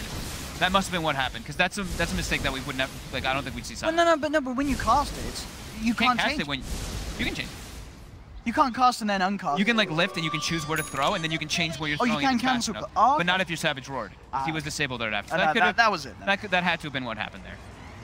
Definitely give the benefit. That was. I mean, if they got that kill and knocked back that would have been perfect. But the fact that they didn't, Liquid get 3 of them, that is Liquid really getting some massive heat under. Good momentum, Miracle. Top lane, free farm for him. He's working towards the Manta style in good time. They crumbled there, Vega. Yeah, that was, I mean, that's like the Radiant's going to be finished up. They get the 3 kills. Like, that's so much space that Liquid actually just got from that one. And they'll get themselves a free pick-off onto GH here, as G and Afterlife slide in, take the kill. Look at them. Look how much gold they get for that kill on GH. 416. Not bad for support Zeus. It's pretty sweet. And a lot of experience swing, too. Pretty damn good in this game far, though. Low Dance has got the blink, so definitely we can see the Sven's farm start to get into pretty ridiculous places with that maneuverability and seeing great stuff that you can offer to the fight. There's the jump in straight away onto the Sanking with a follow-through hook shot. They have the lockdown. Now they're gonna maybe they may think there's a ward there for a second. Kuroki was pinging it, but you know it's also they're playing versus a bounty hunter, so Dire's top tower is under attack. those wraparounds. Bottom tower brought down. Top tier 2 as well. Trades coming out. Radiant's bottom tower has fallen. You know anything about that? They will stop the tier 2 from going down. Cracks on them. See, we saw in the split cam they did get that bottom tier 2 themselves. The Lower Dance gets the gold. So that's all they are. Try and chase down Matumba, but a very hard chase to commit to, especially with that Radiance complete. He's got such a good timing. All 3 of the cores on Liquid are farming super well. 1,000+ net worth for them, while the Clockwork, as the Clockwork shouldn't really be like dominating the net worth. His net worth's not even bad for a Clock, but yeah, he's only at like 5.2k in comparison to those. He's been having a pretty successful game though on the Clock. Oh, he really has. Apart from that one whiff hook shot, where he could have got. Yeah. I mean, again, both sides. Certainly the team with the lead. We've seen how well Vega can play, and they can pull off some big plays. Gets harder and harder though, right? It really does. Versus Lone Druid, who went Midas into Radiance, and they're playing versus Enigma when they have like pretty little team fight. It's pretty much Rubik has to get good spell steals to have a better team fight, and Enigma's gonna have BKB soon, and then it's pretty much, it has to be either Clockwork Hookshot from the backside to stop the Enigma Black Hole, or Stolen Black Hole. Very hard indeed for the ANC. For the moment, you know, so G's keeping up good on farm. On the Viper. Yeah, it's good. I mean, he hasn't been dying much. It's only 2 deaths. And they've been moving around like as a unit. That's the thing, is Viper, when you're getting split pushed a lot, you start like, this is when it starts being hard to play Viper because you're so immobile, you have to respond, and that's when you guys start getting picked off. But Vega's been, for the most part, moving around as like 3 or 4. Never right off the track kills. Get a few of those in these fights. Couple of track kills, yeah. Big Sven stun into like some massive cleaves with the Echo Saber. But definitely looking like having a good time right now, and in the next bit they should, especially because the Enigma BKB is going to be done, so next few minutes should be their advantage quite a bit. How's Kuro's blink look? Very close last I checked, but it's still about 500. There's nowhere really for him to farm though. All the lanes are being shoved so hard from Radiant Bear and from Eidolons. Looking to call. And the illusions, like the Manta illusions with the Jug. Let's see what Vega's next. Slayer trying to get that don't get caught out by the wombo combo to offer. Tabs on Kuro's movements. Bottom lane, same time, but a split push coming in as Aloha dance again shows the lane round. Sayoma's giving up a lot of information on the map. He's always running around and getting deep wards down and seeing exactly where Liquid's up. But Liquid seems pretty content with this. They're not really looking to make those big aggressive plays. See, they're playing pretty defensive, looking to see when Vega oversteps their bounds and then try to get the pickups. Like here, Slayer. Yeah, nice use of the Thunder God's Wrath as well from GH. Yeah. You know, not necessarily anything happening, but knowing it's very likely that that bounty is in the net. Yeah. Yo, get job done. Throw that little bit closer to that blink. Yeah, those, I mean, big 3, the big farmers. This is when it starts to feel pretty bad to play the Viper. You know, it's like, we're not fighting. I'm a Viper. I wanna be battling, but like, we can't really battle. And now he's starting to get run down by Matu's Radiance Bear. Matu built the medallion, so he's gonna be going for that Solar Crest on Bear. Let's get need for a second. Savage Roy just off timing. Top lane, Liquid starting to bring things together. Blink dagger on Kuro.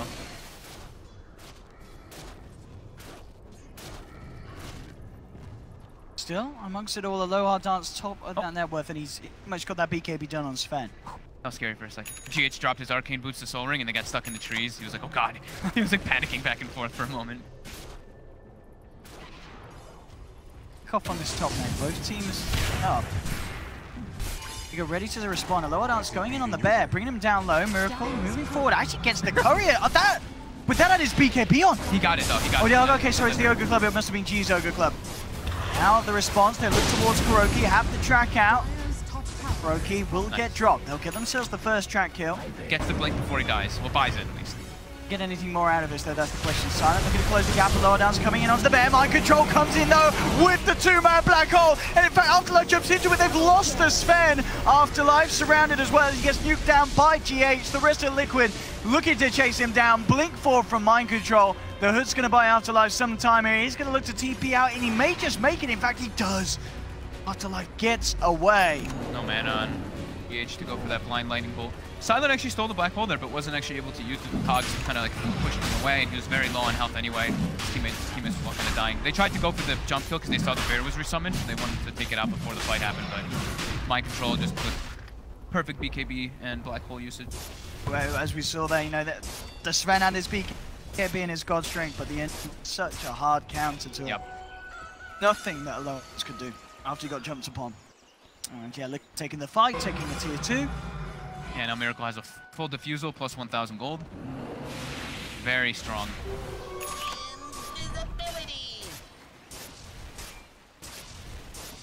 We're seeing for them, they've got to catch out the Enigma at the start of the fight. They just can't fight when that black hole's available. So hard because they're only like, they have clockwork for the initiations, but their follow-up, it has to be like Sven comes through, but then Viper being that immobile kind of hero, he has to like run into the fight, and then it's like they don't really have all that damage. They need the Sven to like be able to two-shot people inside that instant disable from the clock, but yeah, it's just too tough versus all the resources that Liquid has right now, especially with like the 4-step on Zeus. Oh, and speaking of the 4-step, he just 4-steps and dodges a clockwork hook shot top. Down bottom, mind control. Trying to close the gap onto a low dance. Has the Malefist turn around here with the Stormhammer and the Godstrike with the BKB. He's going to try, let's fight mind control. Couple hits there from the Echo Saber. Mind control's gone. Kuroki jumps in, Group with the Blink Cow, keeping himself alive. Manning up onto the bear here. Matuma Man's going to lose his bear. That's going to be the bear down once. Goes for the resummon. Now, with the BKB wearing off, a low dance has to be careful. There's the first diffusal charge, keeping him slowed down. He just actually turns. Miracle tries to play for it. Wolf has to be careful there. Nearly gets taken down, but it will be the Sven to fall. Silent with the stolen Blade Fury, trying to make his way out of here, but Liquid continue to chase him down. They should get this. He's got the heal here from the Shrine, but the sentry's down. They'll find the Rubik as well, as Liquid claim themselves 3. Still see how the power though. Was Sven 18 yet? Yeah, Sven was 18, so that's the max level God strength, how much it does. Does a ridiculous amount of damage. That 160% and the bonus 36 strength. Nothing to trifle with, that's for sure. I mean, we saw, you know, Miracle Blade Fury's in, and it's like has to keep his distance from that Sven. Yeah. Very, very quickly. That's why you see Matu. He built that Solar Crest for that early evasion and extra armor versus Sven, because Sven doesn't really build MTB ever. Oh, Slayer coming in a little bit too deep here as Liquid just turn and punish him. He was poking and prodding around Kuroki. That close to a Shrine. Very easy return play for Liquid. Shadow Blade complete on Miracle. And I mean, the farm's still there for G, but SNY on Hurricane, it's not really a build that... It doesn't feel like it's that scary. It's a tanky build. But it's an annoying build, but it's not the items that's going to be able to do too much about this Jug Lone Druid that's getting out of hand. And it's the pure damage from Midnight Pulse, like the Zeus always doing damage, a lot of damage with static fields based on your percent HP.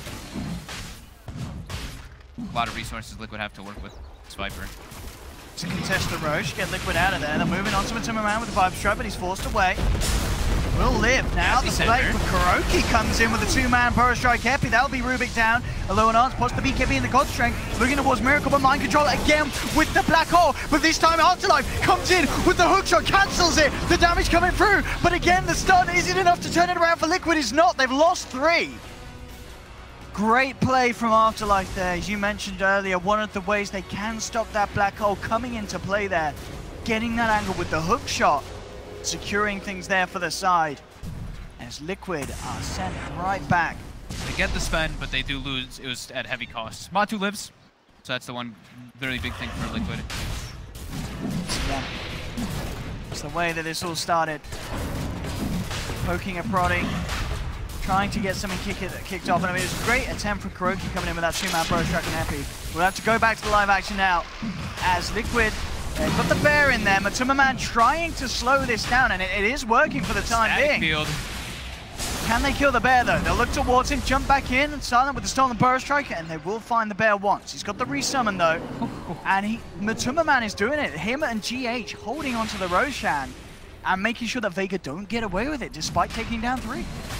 GH just literally spamming only Arc Lightning there with the bear there so he can get maximum static field damage, not even trying to throw lightning bolts at all. They're going to get Afterlife as well by the looks of it. Unless he can get up with the cog play, he can't. Kuroki blinks forward, takes the kill. Vega have to be careful around this pit. Liquid themselves walk straight back in. Oh, here comes the man on the Rosendo. In he goes with the cleave, takes the kills. But the Aegis, oh, he stole the Aegis as well. Oh, and they got the kill on Roche. They get the Aegis. Oh, man. And he got Matu. I mean, Aloha Dance, he loves to man up and go ham, and he absolutely just did then. Securing the Roche, securing the Aegis, getting kills off the back of it. Whew. That looked pretty scary for quite a moment, but okay. As soon as G gets that SNY and they get those type of fights going on, now look at his net worth. He pulls all the way up. Again. I mean, a lower dance, there's no reason to hold back Great there. throw. That was a beautiful burrow strike by The opening from Silent there does go down, but gets the vision, gets the setup, and allows a low dance to just waltz in and right-click through the entirety of Liquid. Now with the move through onto mid lane. 3 down on Liquid. They don't have buybacks. They will be back shortly. We'll see how much damage they can get done. Fortification comes out, and in fact, ooh, he's falling low. He's going to lose the Aegis pretty early on, isn't he, by the looks of it? No, the urn! Oh, from Afterlife, keeping Aloha Dance alive. We'll save the Aegis for another day. Afterlife, the saving grace. Thunder God's Wrath popped as well. They're trying to bring him down, but even that's not enough. Love the itemization by the clock, too. Getting that urn early, of course, is great. Going for drum and then finishing up that pipe. I mean, pipe is absolutely needed for Suit. This game is... That last bit of action around the Roche pit has pretty much evened the situation between the two sides. Yeah, it has. And if anything, you know, but how big this Sven is, as we're seeing, even though, like, Miracle had a great time up top, this Jug just gets absolutely destroyed. As soon as he pops Blade Fury, he's in such a vulnerable position because Aloha Dance just mans up and just easily out DPSs the Jug. Yeah, gets melted. Absolutely melted. When he's going for the Silver Edge build, so at least he's going to be able to reduce that damage once you have able to hit the Sven with it, and you even go into the backlines, maybe kill those. Like, if they can actually get into the backlines and maybe like kill the Clockwork, and then the Enigma can get the Black Hole on the Sven, that's ideal. Because Rubik, you know, he can steal it. Okay, I was going to say, if he doesn't have Blink, he can't really get in a good position to use it after steal, but he actually has the Blink now. Got it, I think. Yeah, right after all those track kills that he got. So. Ooh, here we go, Vega. A smoke play, indication on the map to wrap around towards the top lane. That is going to be the set on moving in on the middle. They want to jump in, they want to go. Lower down straight up to the high ground, takes the tier 3. Reaction comes through from Liquid. The mass TP's back come out. That is a hard thing to push into. Midnight Pulse plus Zeus. No, they're straight out. Not happening. On this bottom tier 2, Slayer on the hunt. Find the bear. The bear is able to blink back to his owner just in time. Didn't quite get the touch on it. Nice deep aggressive wards coming out from Vega. They have vision inside the base. They could put a sentry down, but it's not in the right spot. They're going to be seeing all the movements coming out of there, and they're going to be able to play accordingly. Miracle. I'm seeing if he can get this courier here. He has eyes on it. He wants it. Now, what's on the courier at the moment? Anything tasty? Oh. Nothing at the moment, but a courier kill's a courier kill. I can't quite get it. Does have to be a little careful. He's kind of caught on the wrong side of the map here. You know, Vega all over by the shrine. We'll see where Miracle decides to head to. He's going to cut the wave and then... Yeah, he's got the... I guess he has got TP. Visibility. Mine.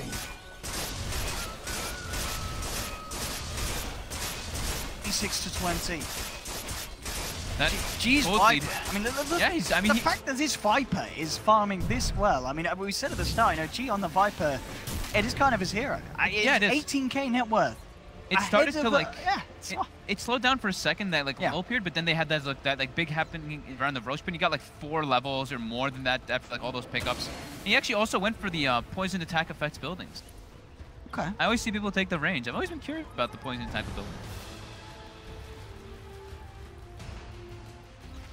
Viper play. Very flash indeed. Mid lane, a low on Ants, trade in, looks to force something. What's the BKB and the God Strength goes straight towards the racks, and that's going to be the melee done. Can they punish it? That's the question. Liquid looking to catch him on the way back out. Jump forward with the Malefice. Turns around with Stormhammer onto Matuma Man. Thunder God's Wrath coming out as well. But with the mech pop, Aloha Dance looks like he's going to live. He's trying to run himself away from the bear, who is chasing him down with the Radiance. He's burning. And he should burn down the ones. Has still got the Aegis, trying to run himself away. Won't make it. Can they kill him a second time there, Liquid? Miracle on top of him with the Blade Fury. Aloha Dance trying to but gets rooted up straight away. Kuroki trying to close the gap in with the Epicenter, and they'll do it. They'll bring down Aloha Dance a second time. And they didn't have to use the Enigma hole, so that's pretty good that they were able to save that one. The Aegis was about to be reclaimed as well. Good that they get those kills. Oh, the jump forward from Kuro. He's looking to set up for more. Gets the Sun onto Arclight, but a quick turnaround with the track. That's going to be Kuro feeding his life away. And that's track kill done as well. Miracle moving in onto Silent, but the cogs are there holding him back. Mind Control jumps up, there's the high ground, gets the black hole off, catches the 2 of them. That'll be the Rubik down. Can they get the clock as well? No, he's going to be back in range of the shrine. He will survive. Roots there onto G. Liquid over towards the tier 2 now. 2 down on Vega Squadron. Was the middle of the black hole, so Liquid may start to slow things back down. Yeah. So Liquid gets some kills. They do get the tier 2, but at the end of the day, you know, I feel like Vega may have expected to kind of take that loss because they went fully in to get the racks, and they did get it. They got the melee racks. Yeah, losing the Sven, they probably thought that the Sven was going to be able to get out because he had Aegis. But now Mind Control wanted to be able to use the Black Hole. Now he's got Octarine finished up, so the duration or the cooldown's up down to 102. While his BKB is down to 35 seconds as well, so he'll always... I'll take that as tribute. At least G was able to escape. You know, for being such an immobile Viper, he's never getting caught on any disagree. Actually have to do. Damn substantial. H. And Thunder God's Wrath scouts out Silent. There, and Afterlife in the neighborhood as well. Miracle with that Silver Edge. He's ready to go. And he is going to look towards Afterlife as Afterlife is chasing down GH. Miracle, does he want to try and go on this? Now he realizes there's more behind him on Vega. It's a bit of a risky attempt. He's going to look to try and at least bring down the Clockwork, but he's held up by the Telekinesis, dragged out of the cogs. And Miracle can't get the kill. Doesn't commit the Blade Fury. The Omni Slash still holds onto it. Meanwhile, down bottom, it's going from Sven. Looking with the God Strength to bring down the Bear. Savage Roar is there. Keeping the Bear alive, but G jumps up to the high ground as he shoves up with the Hurricane Pipe. He does manage to bring the Bear down. Looking for more. Afterlife. Shot straining onto GH. That'll be another easy one for Vega. 65 seconds, no Zeus. God Strength is worn off now. I believe that Roche should take a minute or so. Yes, about 40 seconds on that. Certainly at least get a shrine out of this one. Vega Squadron.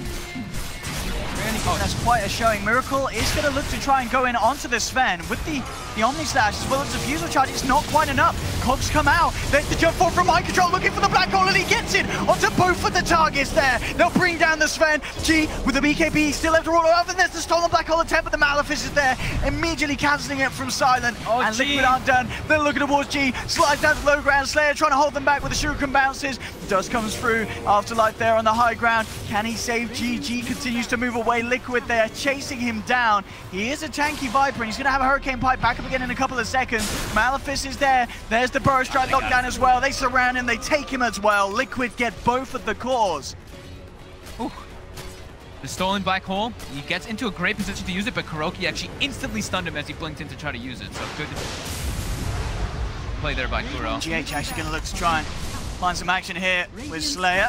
Slayer goes for the quick TP out, and that's the right play to make. Nothing else to cancel it. As Shaman the Slayer survives. Can they force out any buyback? So that's the question. 30 seconds no Sven, full minute without G. Afterlife trying. He's going to try and do his best to make sure that his cores don't have to expend them. They trap the Bear. There's the jump in though for Kuroki coming in with the epicenter, looking towards Afterlife. Afterlife falling low. Matuma Man trying to move in, but again, the cog play causing issues for Liquid. They can't come in onto this. There's the Telekinesis grab back. Silent falling low, but he gets back to the shrine. Will survive. The three of them on Vega doing a great job at keeping Liquid away from pushing in. The hook shot off the mark. Sven is respawning right now. He's going to TP to the shrine, try to go for some type of chase. They've got the track on Matu as well.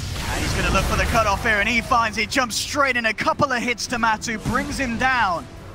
A beautiful hold there from Vega Squadron as Liquid gets sent all the way back to their base. Sven gets 827 gold for that and 2,600 experience for the kill on Lone. Level 25 approaching rapidly for Sven. Shan, the slightly longer respawn. Definitely some Vega, or both sides really have very good speed at taking down. Yeah, both teams have been doing a really good job of like splitting the kind of the way the fight is. Not that the fights are like in completely different areas, but using either like the midnight post to kind of split where the people want to take the engagement, or the cogs. The cog usage by Afterlife has been fantastic. On the prowl. With the Silver Edge. Have Sentry Ward there, so they did catch vision of the track. And the question is as well, what do... See if you get a latch onto Kuro, but Kuro... I feel like we haven't seen Liquid smoke too often. No, mainly Vega, right? really. Yeah, we haven't seen too many. I think I saw Vega do at least 2 or 3, but I don't think I've seen... Okay. I click on Kuro and he has 3 smokes. Alright. Makes a bit of sense, and they're going to use one right away. Trying to contest this Roche. Yeah, put that Black Hole back. Yeah. They have, yeah. Pretty much all the big ults, just Undergod's Wrath that they don't. It actually ended up being like one of those very long respawns. I looked at the wrong part of the timer. I thought it had already ticked out, and now it's gonna be spoiled. Sven, level 25. Takes what the is into 20 and the damage is at 5. What is the next item for mind control? It's Enigma, is it? Probably refresher, yeah. Okay. I mean, we have seen when he lands those black holes, they do get the kills. Yeah. Very hard, and see Vega to stop. Shot is definitely an opportunity. In fact, well, mid lane, although Nancy's gone, oh, he gets the 2-man Stormhammer, and they're going to just start to melt. There's the black hole coming out, but again, Afterlife with the position to get the hook shot off, cancel it. The stolen black hole comes out and actually catches Miracle, allowing Vega to get the 3rd kill. Beautiful play again from the side. Constantly after, I mean, he knows that that's his role now. He just has to make sure that he can stop that black hole, and he's done it twice in a row. I mean, he bought a Blink Dagger on Clockwork to make sure that he can get the right angle. And Silent also always able to steal the black hole. That's, you know, that's always the fear, you know, picking the Enigma into Rubik. You can always give that away. Push off the back of it. Oh my God, Matu. That was a split second from Shuriken stopping his TP, and that would have been a for sure death from later on. GH now being able to be out as well. Radiant's top tower is under attack. Miracle with no buyback. This is looking pretty rough for Liquid. It indeed is. They could lose a few more of the racks here as mid lane. Range racks is going to be taken down. Radiant's top tower. GH trying to spam them out of the base. Vega, they're definitely going to want to stick around. They move up towards the top lane. They're taking down the tier 2. In fact, they jump in for the kill, immediately blinking forward on lower darts, taking down GH on the Zeus. Will buy back, but he has to be careful about how close he gets. It's a good amount of jump potential from Vega.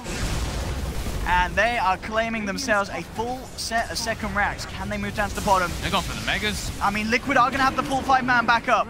No black hole still for a bit of time. They smoked up. They're ready. Black hole in 10 seconds. 10 seconds to black hole. Okay. This is a new bear, so they can't let this bear die either. Miracle is going to look to open up onto the Viper, trying to force them back. Savage Roar as well. Force them away for the time being. Croaky comes in the first right. There's mind control with the 2-man black hole. But again, Afterlife with these hookshot plays, allowing the lower outs to get a bit of a punching in return. But Kuro is there with the Epi. They have brought down the Sven. They brought down G once. Can they do it again? G has the BKB, pops it, trying to turn a man fight up, but the healing ward's out. Liquid are surrounding him, but he hurricane pikes his way out of them. They'll lose the Rubik on the sidelines. Vega are now on the retreat. Slayer spotted out by the dust. Diffusal Blade charge there as well to slow him down, securing a 3rd. Liquid do hold. They will keep those bottom set of racks alive. Getting the good black holes. Yeah, Afterlife every single time. With that Blink Dagger, he's always able to get the right angle on the hook shot for that. Stop it. And just how durable the Sven and the Viper are inside of these, inside the black holes and stuff too. They end up like surviving most of the time through the entire thing, and then they get like 1 or 2 hits off. I mean, Viper gets more than that, but the Sven lives for the majority of it.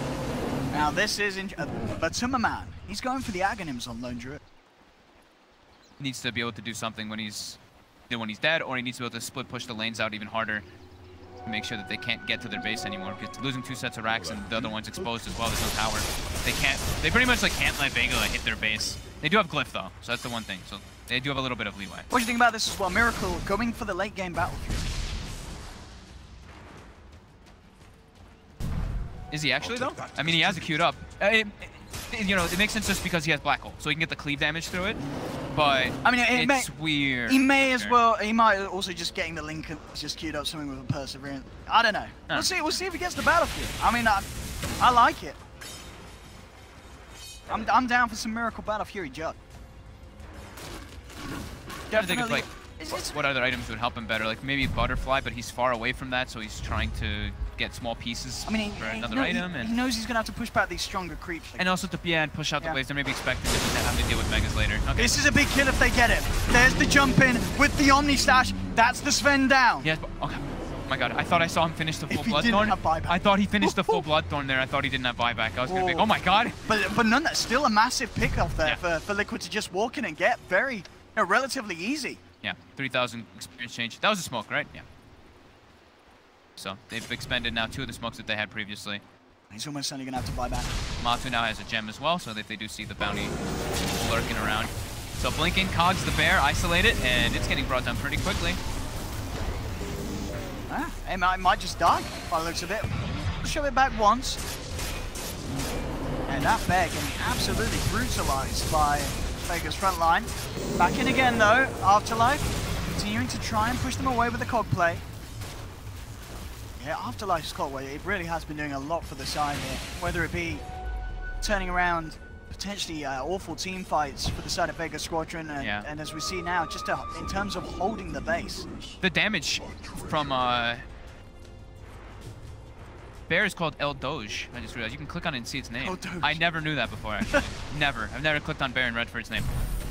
Their physical damage now on Liquid, it seems like it's lackluster because of how tanky these Sven and Viper are. Yeah. The evasion, they both have evasion. One has an evasion talent, and the other one has the butterfly.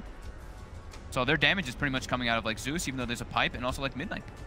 The right clicks are really reduced. I've actually, so this is a little bit random, but I've talked to Gio about these type of games before when he's playing Viper, and we had like a long discussion. And he's like, this is like, his hands really start to hurt, because he said like when he's playing like Queen of Pain and stuff, like you can always like you can just click your E and you can push waves out. But when you're last hitting and stuff on Viper, you have to individually click every single creep, and you have to individually click on your poison attack over and over again. So he's been like, I don't really like playing the hero when it gets that long. Has this man not heard of attack move? The jungle, Slayer, finding mind control there. It's a good one to jump on. If there's no black hole for the fight, it's going to be a good fight for Vega. Pots the BKB, not going to be able to do anything in response to that one. So yeah, Battle Fury finished. Looking to have to deal with those big creeps, have to deal with that big side lane push. That could also be why you saw the Aghanims queued up for Matu. I mean, they're just preparing for later stages, right? Cleave damage, Frog. It's one of those damage types that doesn't give a damn about high armor. It's not you know what I mean? on the cleave. If you can hit the people next to this Sven and the Viper, the cleave damage goes straight through him. If Owen ever sees a Battle Fury built on like anyone, he's like, it's good. Definitely. I'm glad he went for it rather than something like the Maelstromers. I get it, because that's the thing, isn't it? You look at the stronger creeps, like, get a Maelstrom, but then you've got all this magic resistance, you've got this pipe on the side of Vega, Battle Fury. It's brilliant. I can see that, you can see the idea of what he wants. Sure. And I don't know if anything else would actually fit what he wants, what he needs, other than that Battle Fury. Jump in from the low R dance again, straight onto the right, but Kuroki's there with a quick reaction. The Burrow Strike comes in, Lawrence in for you, but my goal gets the 5-man black hole! They're all dead! Vega, D1, oh my god! What a play there from Mind Control! One of the best black holes I've seen in a while! Oh my, he gets all four, then Afterlife tries to hook up his homies, and he gets stuck in it too. Look at that again! Straight into the middle of the order, as you say, Afterlife tried to come in to get the angle to stop it, but he ends up throwing his own body in as well as he hook shots into his teammates. Says, take me with you. That was, I mean, you couldn't ask for more perfect than that. But this is one of those plays, right?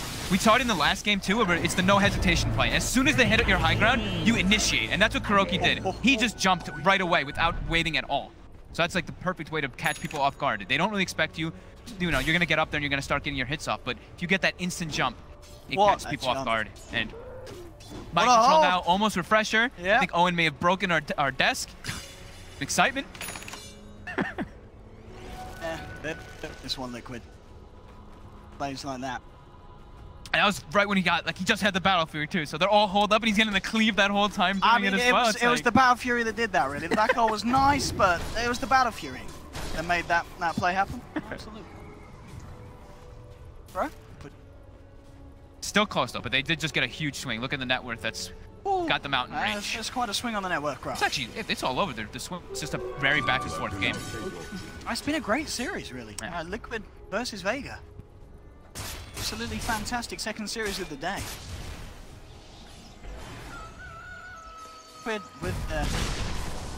Definitely with the lead after that fight. Yeah. Oh, their chorus got jumped up really far up. Oh, here we go though, they found Miracle. Straight up with the lead in the telekinesis, the shuriken, they've got the chain stun. Miracle's down. He did not expend his gold though. I thought he might buy the Basher, but no, he still has buyback. Okay. It's needed. Everything else is ready. He might be forced actually to use it. However, the bottom lane is very forced in. Top lane as well is not in a good position. Maybe Vega's able to just run through that mid lane and use those creeps, but it might be a bit tough. Now God's Strength is still down. Does Matu have Aghanims? He does, so he's going to continue pushing those waves out. The bear. Alright. Now done on Sven. So, I mean, if Lower Dance gets to jump onto anyone, they're pretty dead. As long as he's got that gold strength up. Silent has to be careful. The bear's chasing him down. There's an Aghanims on it, so it Ah. actually hit him. This bear's going in. You pop that shrine, Ruby. Now he's going for the racks with the bear. Aghanim's Lone Druid, ladies and gentlemen. Yup. Working. Fear off, and he's able to bring it back. The hook Oi. shot. To life himself. Absolutely. I'm surprised he's not at it sooner because shots really make or break these fights. Have to stop that black hole. Bloodthorn is going to be nice for Aloha to be able to deal with all that massive evasion on the Lone Druid bear. But now he doesn't have buyback. I mean, of course, spent his gold because they don't have buyback for 5 minutes on their big cores. 5 minutes left on it. My controls buyback too. So all three of those big heroes, the Viper, the Sven, and the Enigma, all about 5 minutes till those buybacks come back. So they all spend their gold, Enigma with that refresher. Shan Vega. It's on it again. Slightly later spawn time. Regeneration. So now Miracle expends the gold. He buys the Basher up when he respawns. So Okay. no buyback on him. He's going to farm it up really quick as possible. Could all come down to this next road. Yeah. Liquid can put a stop to Vega getting their hands on the Aegis. They can close the scale. And likewise, if Vega can take control of the pit, they can certainly keep this game going. Yeah. Silent has Aghanims finished up. I think he had it actually in the previous engagement too, but on the Rubik now he's actually able to steal more frequency of spells and the not only the upgraded black hole, but you get the distance that you can steal as well from that Aghanims fight. A smoke up from Liquid. Need to watch the positioning on Vega. They need to keep the clockwork on the Rubik Eyes on Afterlife. outside of that black hole. Pushing in on bottom at the moment. Vega still, amongst it all, they've kept full control of the base. They have all their racks still alive. Yeah. Top lane pushing in very hard right now. Double catapult wave. Split back up. Deal with that top lane. So that's going to be the case. We have full level 25s, not just yet, right? Only on a few. We have 1, 2, 3, Oh, we got 4, on quite a 5. few. And On the to majority of get the it to. cores. Yeah. What did you take on the Zeus? You said it's 2%. In this game, I think he needs to keep his distance. But static field also for high ground defense could be pretty good. I think that one is in the eyes of the beholder. Whichever one you feel you can make more happen, because you can either get more static fields off because of the cast range, or you can get less off because you don't have it in overall damage. I think the cast range is pretty damn sweet though, because it works on everything. It's not just damage. So you can save. You can... Back up. He's spotted out by a rocket flare from Afterlife. See what the response is going to be from them. Actually, it is so hard for them to fight around this pit though with that black hole. Yeah. Liquid's doing their best to make sure that these lanes aren't an issue. Bottom lane is starting to be one though. Vega has already forced it all the way in. I mean, Vega will take the mega creeps for losing Roche, won't they? Oh, absolutely. They'd take that trade. They know that they can force Liquid back, and you can see they already have. My control has an arcane rune. Those bots have 20 seconds. He has an 18-second cooldown on his bots when he has arcane rune. Vega forced back. Slower dance. Waving. Do they still have the gem on anybody on? Actually They got do. Liquid moving out. Matu's got gem. Slayer still needs to watch a bit of that positioning, and Vega, everybody's back. The smoke. We're ready to come out for a repeat of what they were able to achieve last time on the bottom lane. We're gonna have to dive a little deeper for it though. Across their own jungle, Vega already backing off. They gotta make sure Liquid, when they do these smokes, just make sure you still get out. deal with the lanes. Lanes are still the issue. They still always will be forced in. Bear has to go to one lane, Eidolons have to push the other one out. Exactly that. They've got one ward on the map. It's got a sentry there too, so they've spotted Slayer now. So comes out. Trying to get information from Water. The Slayer's away. Bit of a tricky one to catch out. Looks like the smoke will be successful. At least they do obviously shove Vega all the way back to their base. The waves are pushing it into Liquid's side. They've got to back up. Mass pings onto Slayer. Oh, Looks like, yeah, he'll be the one to get caught. Was trying to shove in this top lane. But there's no escape for the bounty hunter. So kill. Does have buyback on the bounty. Pretty significant kill at least though, because now they lose a lot of like map, or not map control, but map like understanding what they know is happening on the map. Play a little bit more defensive. Everybody kind of in their own jungle. Full Abyssal now finished up for Miracle. So I imagine there's no buyback gold. No buyback gold. Totally in. And they're in. 50 seconds, no bounty. Trying to finish up this Roche as fast as possible. The rocket comes out. They are scouting it from Vega.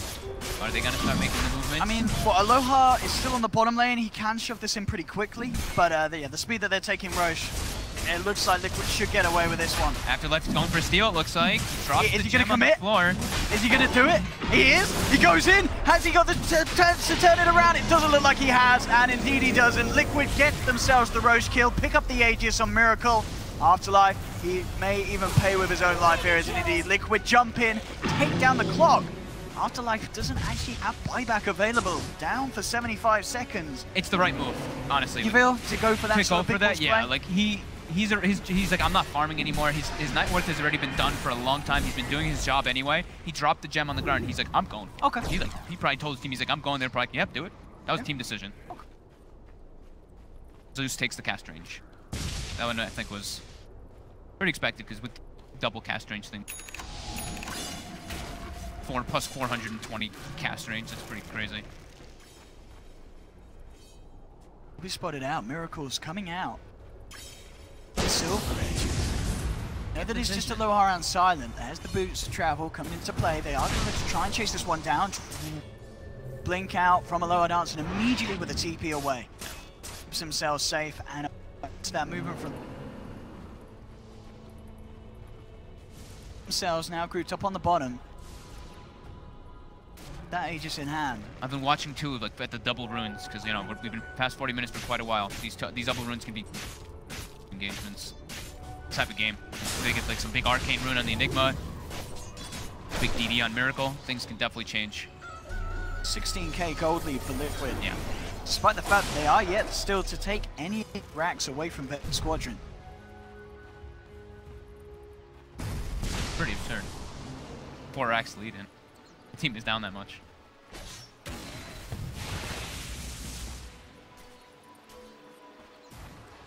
Liquid.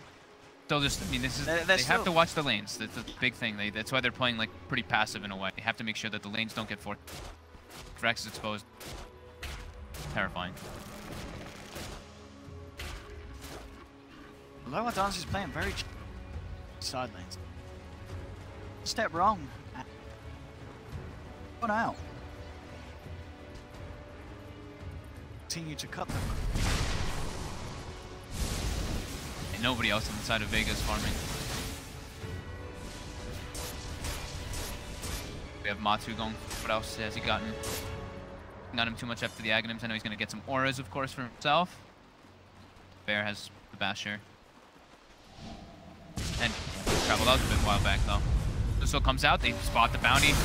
They know that he put that high Forest ground Strike ward. isn't going to connect, but yeah, it looks like. Can he get himself out of it? They get the bash.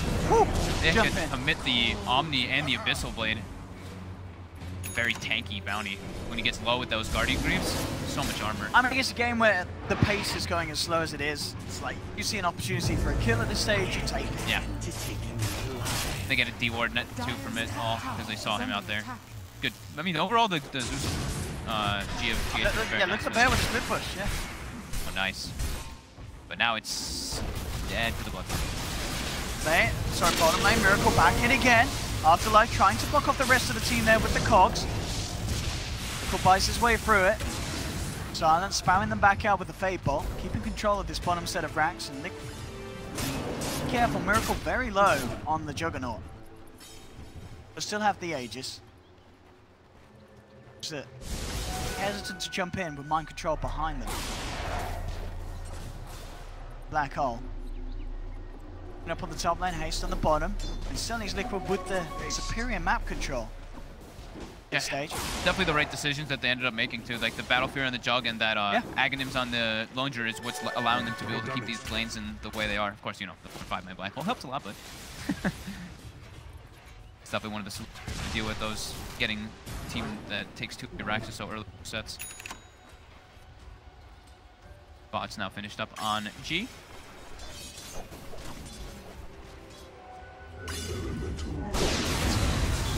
Very slowly and steadily, Liquid acquiring more and more net worth by a good margin, though. It was at 16k before, now it's at 23. And I like that as well. Miracle, he's queuing up an E-Blade. Anything that they can do to just sort of hold back the Sven in these fights, Yeah, and just take away his ability to punch after the BKB is pretty huge. Sounds great to me. And they've got good amounts of magical coming from the rest of the team to burst him down. GH, though, in the tree lines will be spotted out. They have the telekinesis, and he will be gone. So no escape for the Zeus here as Vega surround him. GH down for nearly 2 minutes. And it doesn't have. Very close to having the gold. He's going to have the close in a bit, gold in a bit. Yeah, he's only 18 gold 18 away. And they shouldn't be able to shove the lane in that hard. Bottom lane maybe, but the other two, they're going to have to back up and fix those issues. So Loha sold his Echo Saber and put the shard in his inventory for that extra damage or attack speed. Miracle has lost the Aegis. It's now expired on the Jug. One less thing for Vega Squadron to worry about. And who had the cheese? The bear, I'm assuming? Yeah. Yes.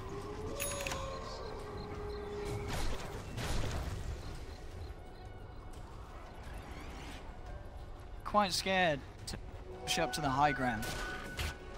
60-minute mark here being... Levels now 25, almost on it. Clockwork, Bounty Hunter, and Rook.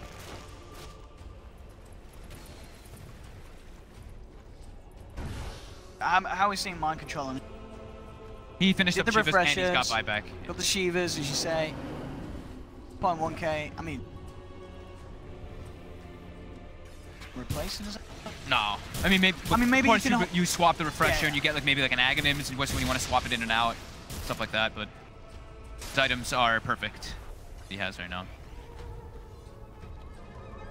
Maybe a Lincoln's at one point you can't steal because maybe Clockwork is going to be liable to steal, but I don't think that's even necessary. His items are perfect. Looks like Vega may give it a bit of temp down bottom. They're smoked up. Oh, this is nice. They can get that jump. Miracle on the sidelines with the silver edge. He scouted the smoke. Yeah. They know what's up, G. Up onto the high ground, pops the BKB, hook shot in from Afterlife, catching the Enigma on the backline, making it very hard for Mike to try to find the initiation that he needs. Jump forward there with the burrow strike, and Lord House goes for it, but again, Mind Control gets the black hole. It's all over on this bottom lane. A second black hole comes through. They lose 3. Again, Mind Control with the perfect hold, forcing Vega back. Looks like they may just get G as well. He'll turn towards GH. He will bring down the Zeus with him. And Miracle's there with the chase down. G to fall as well. I say, the evasion, making it tricky. They do finally get him. Oh my These goodness. black holes. They're beautiful. He didn't have Midnight Pulse for that one, but it doesn't matter. He got the hole. They have the damage without it, and he's got a secondary one right afterwards anyway, so just absolutely beautiful. Catching the perfect heroes. Nobody else is in position. Steel Clockwork's inside of it. Rubik too. Everybody that was in the crucial ones that could stop that hole were inside of it. We need to watch their positioning still. We ended up buying back on the side. So a buyback come out from the Rubik. All 3. And Rubik, from the Sven. and Viper. Yeah, that's a lot of buybacks once again. Similar position that we were in about 7.5 minutes ago where the mass buybacks came out from Vega Squadron. Everybody on Liquid now is just becoming absolutely massive though. Diffusal being sold out by Jug, by Miracle. He's got Hero Blade finished up. Fully maxed out now. Woo. Kuroki as well, you know, nice casual 6,200 on him. Ethereal Blade's all around, right? That'd be pretty cool. It's Definitely a good possibility. eye, especially with that BKB timing. I mean, I imagine it's definitely at 5 seconds where this game's... Yeah. I'm wondering what Kuroki's going to build. Like, he has a lot of gold. He's probably going to get the bots first, just so he can join always on the fights. Could he just pick up a Hex for the team? I think the Hex or the Ethereal Blade are the best choices, yeah. What's Matumba looking at? Bear. I think it's maxed. It should have a... What the hell is it? Bear 6. Mjolnir and Basher. How's it got the Still no Abyss. Okay, how's it got the Abyss? And I guess you could say he could replace the Solar Crest with a bigger item. 60 minutes incoming. Double black hole, ready to go. It's crazy. Here we go. Smoke now. Good thing Liquid saved a lot of them because they've got so many down for the later stages, which are the important smokes. This is really everything now for Vega. They get caught out by a black hole or two, as you say, it is going to be GG. Nice. Bro, smoke's a spell. Slayer will be jumped upon. They'll look for the bounty, but the mass force is there to bring him back to safety. Sure that Liquid don't find anything off the back of that initial smoke movement. Liquid, though, doing all that smoke. They're keeping the side lanes pushed. Bottom, the Bear. Top to Eidolons. Every single lane is being handled.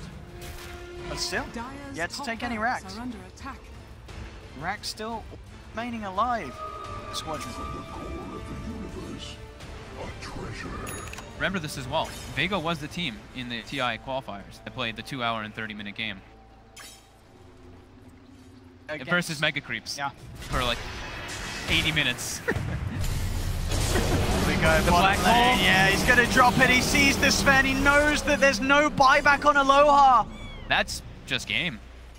He's got the refresher too if he wants to, but he's got 60 seconds. That was with Arcane Rune. So the Black Hole's back up in 60 seconds. They do have the stolen Black Hole though. They do, that's if true. they could do something big with that, but you're right, it's not looking great. With no Sven for 100 seconds. Miracle getting gone upon. They're very close mind control there though with the second Black Hole. It will get cancelled though. BKB's coming out. G focusing Kuroki. They'll take down the Sand King. Kuroki, well, he takes his time, but they just finally fall. They're holding here, Vega. G just doing massive amounts of damage. The Yule's down to GH. GH has got into Matu. He's looking for the structures. He's looking for the objectives. He's already moving in onto the middle lane. He's just going for melee racks after melee racks. Can they stop this Bear? Slayer's onto him, but the Bear's just going ham. Double kill for Miracle as he picks up the Rubik. Buyback comes out from the clock, but they've lost the bottom racks. Liquid, they're cleaning up. Kuroki did buy back for this one. G looking to punish him. Comes back in with a Burrow Strike. Matuma Man actually getting caught out. Afterlife just doing it here with the Battery Assault. Bringing him down low. Matu will just keep himself alive as he's shoved back. 4 stuff down to Afterlife to save him. Mind control again with the BKB. But G moves in. Actually finds Matuma Man. G still alive. Finally drops. And it looks like they will end up losing the bounty as well. They'll get themselves back in both Slayer and Afterlife. But they're going here for the finish here, Liquid, onto the tier 4s. They've taken down one, they're looking for the second, and GG is called. Liquid take the series, finally. Holy crap. But what a game. What a series. What a series, what a back and forth series. The network was super close throughout the majority of this game. At one point, it's Vega having the 2 sets of racks up, and Liquid still kind of leading the gold charts with it, but I think it really comes down to Mr. Mind Control himself. You've got to give credit to Mind Control. Control. Give it to him. You absolutely have. I mean, of course, the whole team certainly have their merits, but those definitely the Black Hole plays that you can point a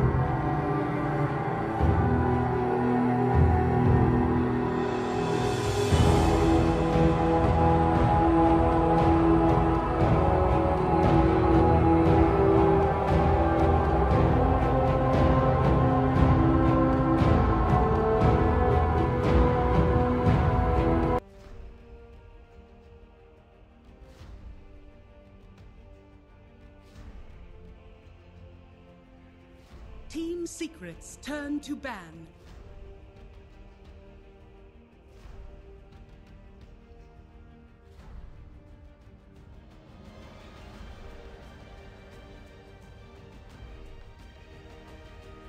Ten seconds remaining.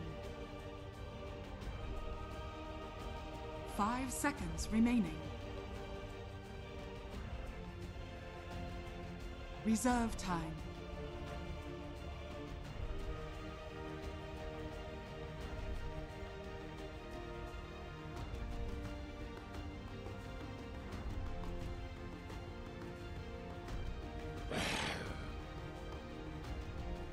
Dire team ban. Team secrets turn to ban.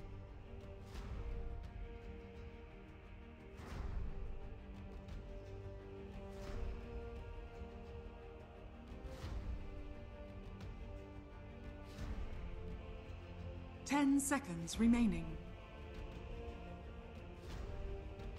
5 seconds remaining. Reserve time.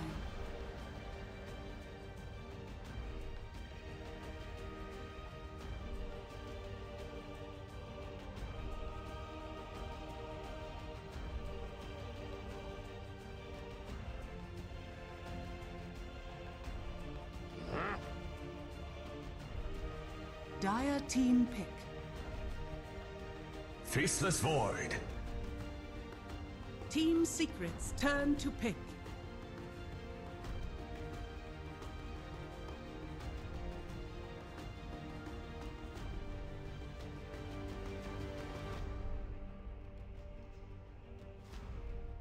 Ten seconds remaining. 5 seconds remaining. Oracle. Earth Shaker. Dire team pick.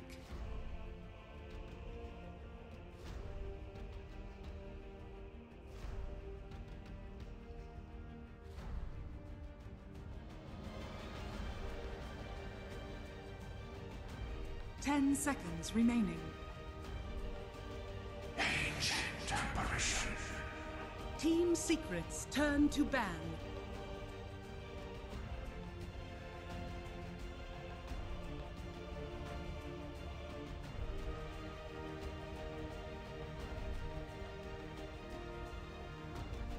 Ten seconds remaining. 5 seconds remaining.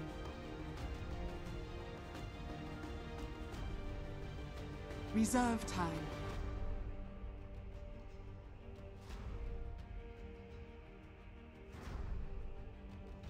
Dire team ban.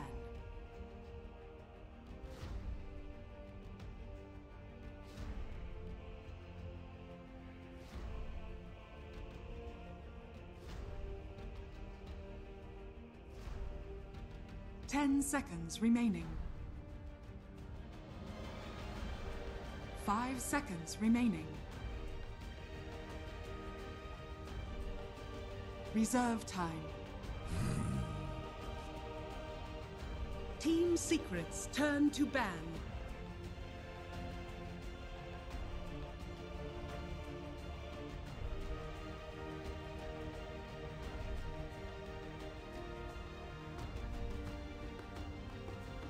Ten seconds remaining. 5 seconds remaining. Reserve time.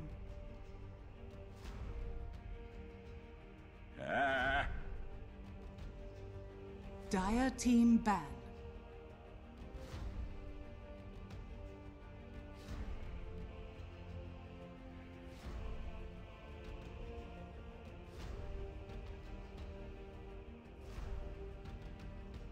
Ten seconds remaining. 5 seconds remaining. Reserve time. Team secrets turn to pick.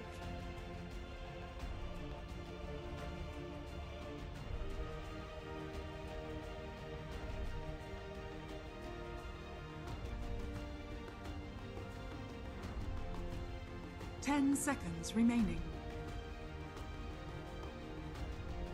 5 seconds remaining. Reserve time.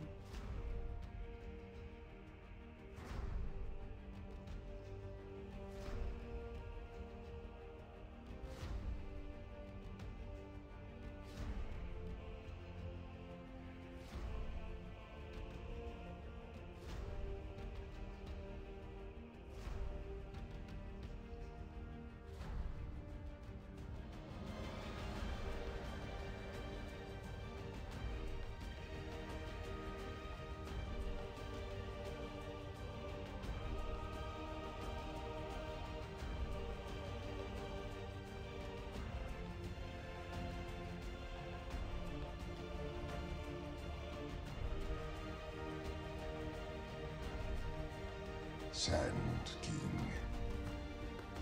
Dire team pick.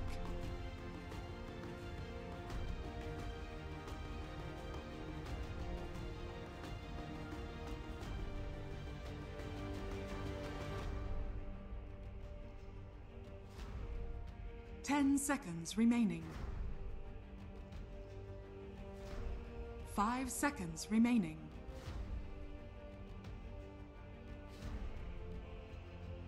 Reserve time.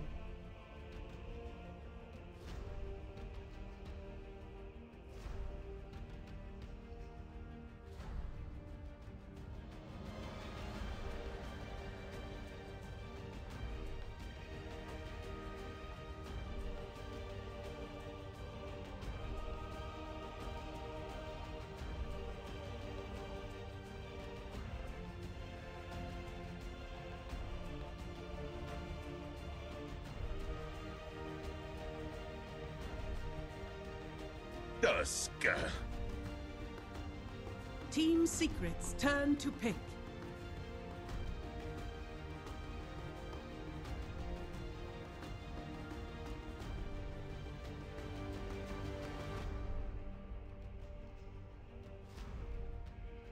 Ten seconds remaining. Chaos Knight. Dire team pick.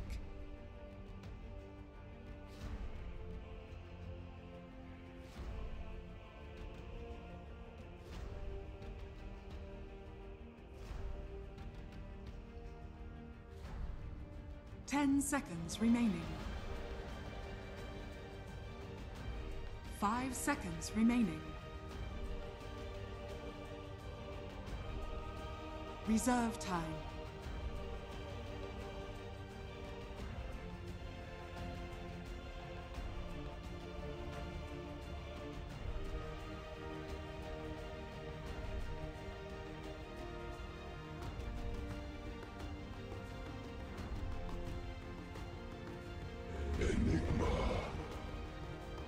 Team Secret's turn to ban.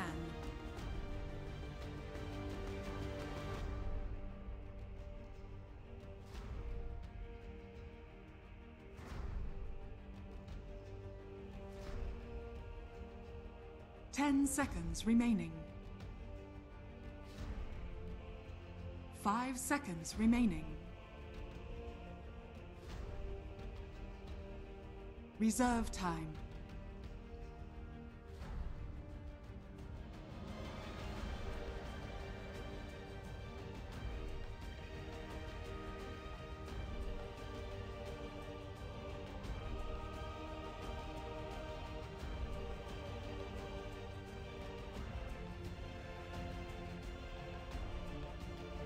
Ten seconds remaining. 5 seconds remaining. Dire team ban.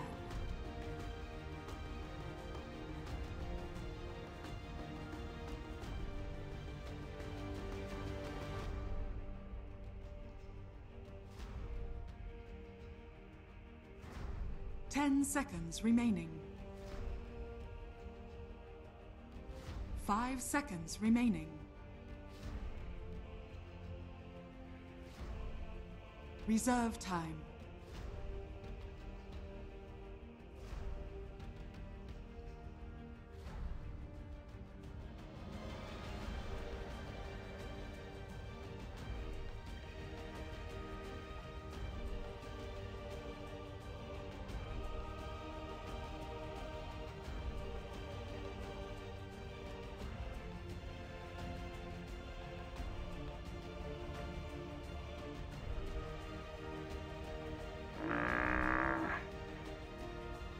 Dire team pick.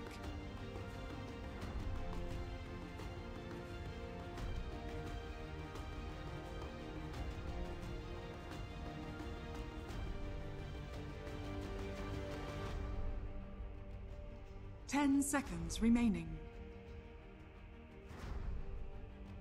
5 seconds remaining. Reserve time.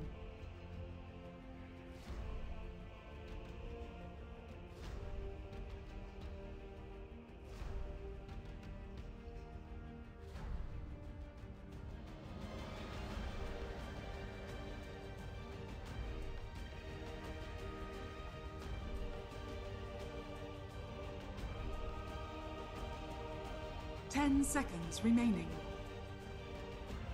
Hyper. Team Secret's turn to pick.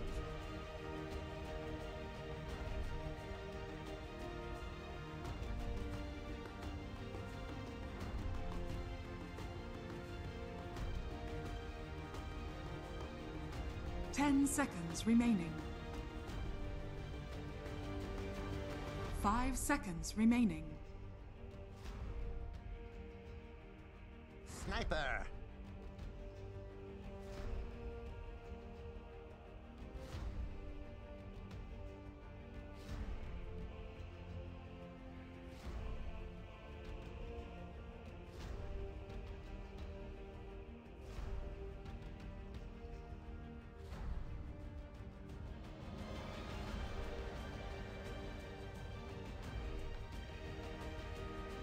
Thank you, Dakota. That's right. Ben and I are going to be over here on the casting desk. After all, we had it written into our DreamLeague contracts that they couldn't expose this to more 12 hours of slacks in a 6 days. So, otherwise. Thank God. Yeah, so we're finally away from that. We're over here on the casting desk. Ben, your thoughts on Vega Squadron versus Team Secret? We have some pretty interesting picks. The Sniper last pick against the Viper. I'm feeling it a little bit more too. I don't like Viper so much. She is a good Viper though. What is it about the Viper that you don't like? He doesn't farm that quickly, and he doesn't, like, there's no time for him to really shine. Even in the laning phase, we just see like teams kind of just ignore him, and he doesn't punish the other team. Yeah, he wins his lane, but it doesn't really feel like he really pressures objectives for that lane win, and he doesn't turn into some monster late games. So he just seems like you need some serious oomph to get you into the late game from your other heroes. We're already going to have a bit of a scuffle here in the mid lane, where Yapsor and Sioma the Slayer going to match up as the classic TP smoke out play for those aggressive wards.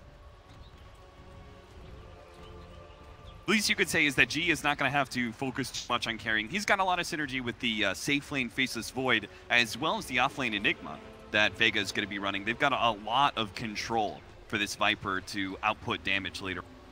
Yeah, I think he might have to get Lance first. I've also seen the lightning build Viper, so the Mjolnir, yeah. Yep. Spew disgusting lightning as well as disgusting poison. It helps you farm a little bit faster, right? Clear through the waves. That's one of the big problems with Viper is you just don't have a fast farming mechanism like the Queen of Pain. And he might also need a Lance first though, because he does have a Void on his team and have problems pew-pewing inside the Chrono. Or you could just be better at position. Be a better player. Okay, you're talking to the team that got 4-man black hole. So I think you just have to scratch that. All right, so accounting for play, we're going to have to make some better item decisions. If you know you're going to get caught, you have to account for it. Positioning is pretty important in this game, too, because we've got a sniper on the enemy team, right? You need to be able to have that initiation. They do have a lot of heroes to jump onto that sniper, though. Both the Tusk and the Void have their own gap-closing mechanisms, and we're later on to the game. Blink Dagger, Enigma. Is that enough to catch the sniper out? I'm not sure. I think one of the most annoying parts about playing Sniper versus Viper is if you shrapnel and Viper stands in it, you get corrosive the entire time. Yeah, it's awful. You could actually lose more HP. But I'm not sure how he's going to build it. And yeah, I don't actually think they have enough gap closer, because I think the Shaker dissuades a lot. Like, you don't really want to be snowballing in. Yeah, you've got both Sniper as well as, well, Chaos Knight and the Sand King. You've actually got 3 really big frontline heroes that draw a lot of attention away from the Sniper. And even if you do get on top of them, you're going to have the Oracle that could potentially bail him out. They do have the Assassinate to cancel the Black Hole if you precast it. We talk about precast a lot.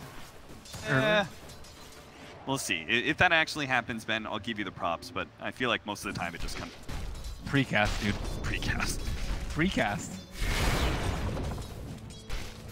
Top lane, Kazu does seem to be getting some okay farm, but hopefully he doesn't beat away First Blood here. Looks like he will. Silent managed to pick that one up. The Ancient Apparition has been a standard pick for him. He's kind of suffered in the support role, but it does seem like he feels at home when he's playing the Ancient Apparition. Sniper's getting slightly handled in the mid lane. Doesn't have that corrosive yet. Oh. Missed Bro Strike there by Yapzor. Everybody talks about the Yapzor Rubik, and I think it's probably the best Rubik that we've seen so far this season. But he's got one hell of a large win rate on Sand King, but maybe I just brought him up a little bit too high. Misses yet another Bro Strike due to a quick reaction there from the snowball. Way to jinx him, dude. Yeah. Afterlife's enjoying the jungle time. He doesn't want to go up against the Chaos Knight. Too much kill potential. I don't think it's that bad. At least he's denying the range. He's just popping in and out of lane, so pretty good. Dude, I think most of these CKs pick it for the Immortal. They're like, I want, like, in their mind, they have the Immortal, so they're like, I need to play this hero. Dude, you know how annoying that is when they spam the W? It's even worse now with the animation that you get from the Arcana, the Immortal. Maybe that's how Ice Frog secretly buffs heroes, by giving them Arcanas and sweet Immortals. Even though most Arcanas are pay to lose. Usually are a vote. But they're golden! You know, like Austin? the Caustic Strike? You know, like the Caustic Strike with the new Immortal is like super obvious when you have it on the creep wave. It's like this giant warning sign for the enemy team to stay away. Oh, mid one's going to be jumped on here by the Snowball. Good block there from the Ice Shard. It's going to be long enough for G to be able to close that distance, slow him down with the help of the Ancient Apparition. They'll get one kill, possibly a second one here as Yapzor has to Sandstorm dodge a little bit of it, does not have a Bro Strike to be able to get away, and Sioma Slayer does have some abilities up in just 5 seconds time. A little bit of a narrow path here. Yapzor doesn't have the Bro Strike just yet. Almost has the mana for it, but it's not going to be fast enough. Great rotation there and great setup by the Vega Squadron supports. He's gonna die, might as well cancel clarity, right? Yeah, might as well. Turn and fight. Be a man, Yapzor. Too used to making sick plays. I feel like Ancient Apparition is one of the most awkward rotating heroes, but it does work very well with the Tusk, right? Because it blocks somebody in for so long that the Cold Feet have a chance to proc. And I think he works pretty well with Icy Vortex, too, because you limit the field a lot. There's a lot of zoning tools in the game. Midnight Pulse, Shrapnel, Tusk, Icy Vortex. It's going to be a hard field to navigate. Midwan just continues the pressure, though, not dissuaded whatsoever from that gank. Lays the chip damage onto the tower, one of the big advantages of the Sniper, right? Ability to take that early tower, but it may be punished once again. Even Afterlife's going to come over, see if he can help out with Malefice, and they're going to be able to get another great block from Sioma. Looking good on the Tusk. 0-4, Team Secret have yet to lay their hands on us. Yeah, Sniper might be a liability here. I don't think he's going to have the items to put himself in a good position. Now Vega can change their mind. They're like, oh, now we can build greedily. We're not behind. We don't have to care about positioning, right? And the supports have the easy job on the side of Vega Squadron, right? They've got really easy hero to kill in the Sniper. The side of Secret, they've got nothing they could really do. In fact, Kezu, nice block out. The Cold Feet does latch, but it's underneath the tower, so they're not going to dive or kill, especially not against the level. Earthshaker's got that Aftershock in. Look at him, like Yapzor and Puppey, I see them hanging around in mid, but what are they going to do? They can't even really close the distance. Burst Strike is too small to really be able to catch the Viper, and even if they did, it's mostly magic damage, in which case Corrosive Skin is going to be able to do a lot of that. Indeed. Corrosive Skin has been prioritized on the Viper. 113 on him. MP doesn't look like he's going for the straight armlet rush. Shreds at least in time. I wonder if he's going to go Mask. It seems like he really likes Mask. He builds it on we saw PL. the Phantom Lancer. That was weird. Are you a fan of the Mask of Madness, man? I feel like you would be just because it's a very efficient farming item. Yeah, but you can't cast your spells. That's the not good for fighting, but good for farming. I think it's good on Troll, especially. Sure. I like it on Lycan a lot. Other ones, I would say like 50-50. I don't like it on Void. What about Sven? Sven, oh yeah, Sven's also really good. Forgot about him. But some heroes where you need to cast spells, like PL for example, where you need a doppelganger out, or you can like reveal the real one. When you have illusion heroes, I think it loses a lot of value because then your illusions are just there for damage. They're not there for the surprise factor. They outplay. Chaos Knight is doing all right in farm. Unfortunately, a lot of it has been denied away by the Enigma, so he's only 7 CS right now, slightly being outdone by the Faceless Void. But a free farming Chaos Knight is a bit of a concern, right? Because he does hit such a powerful peak when he gets that armlet, if he does go for a more traditional build. Yeah, they don't have good AoE to deal with it. I want to see what Viper builds after the treads. That can determine a lot to the mid game. If he goes for something like Maelstrom, it's good versus CK, but he might also die a lot because he goes for a glass cannon build. Yeah. And if he goes for... They already have one glass cannon core in Faceless Void, who's easily countered by Chaos. Yeah, they might need more armor. I wonder if he's going to go Vlad's early on Faceless Void too. I think Void's build is pretty difficult this dude because you also want a lot of AoE to deal with the CK illusions, but you also need to survive so you don't die in the multiple stuns that Secret have. Yeah, I feel like eventually he has to get a Blink Dagger sometime in his build because it's just too dangerous to go into Earthshaker, Chaos Knight, and Sand King without having that extra bit of mobility. I feel like he can't really be on the front. Yeah, maybe that's what, like, extra. I think one can go tanky and, like, Viper can go tanky and then Faceless Void can come in, or maybe Faceless Void can build tankier and then Viper can go for Maelstrom. I don't know if they actually, like, coordinate that out. What's a tanky Void? Vanguard occasion don't like it so much here. Saw the old Lincoln's build on the... Yeah, Lincoln's is pretty good. Manta, Vlad's, like the of HP/armor items, I think. Yeah. Taking 8 strength at level 2. I'd be a fan of Lincoln's if there wasn't an Earth. You know, because Lincoln's really good versus Sand King. It's actually pretty good versus Chaos Knight as well. But the snowball save. Sioma does have pretty hefty workloads. Kazu is going to be gone on here in the side jungle, but this does leave an opportunity for Secret to get some vengeance. They managed to get that 1 kill, but a 1-second stun really isn't enough to be able to go on to Aloha Dance here. So they're going to back up, turn themselves instead onto Stioma's Slayer. Do manage to pick up that 1 kill. Faceless Void time does manage to get a time walk deeper into the jungle. Needs his way through a tree, goes for the TP out, and barely.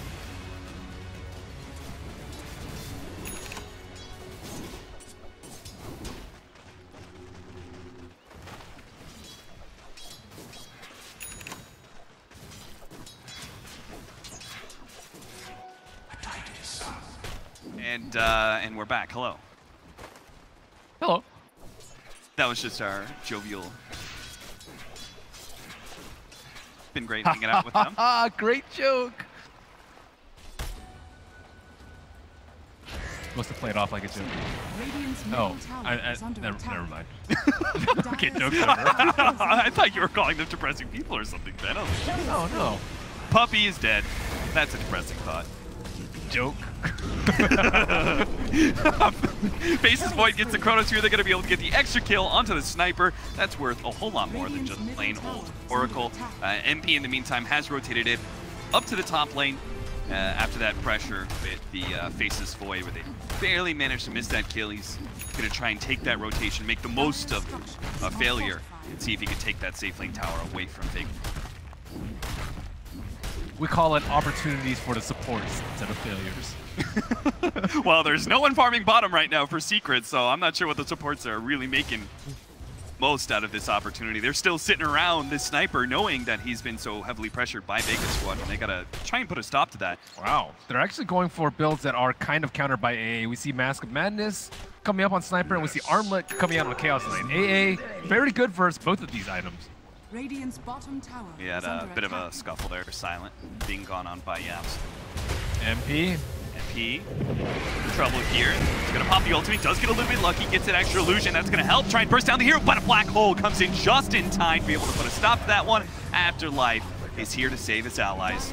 No need to go into the grave there. 1-8. Vega Squadron continue quite the dominant lead here.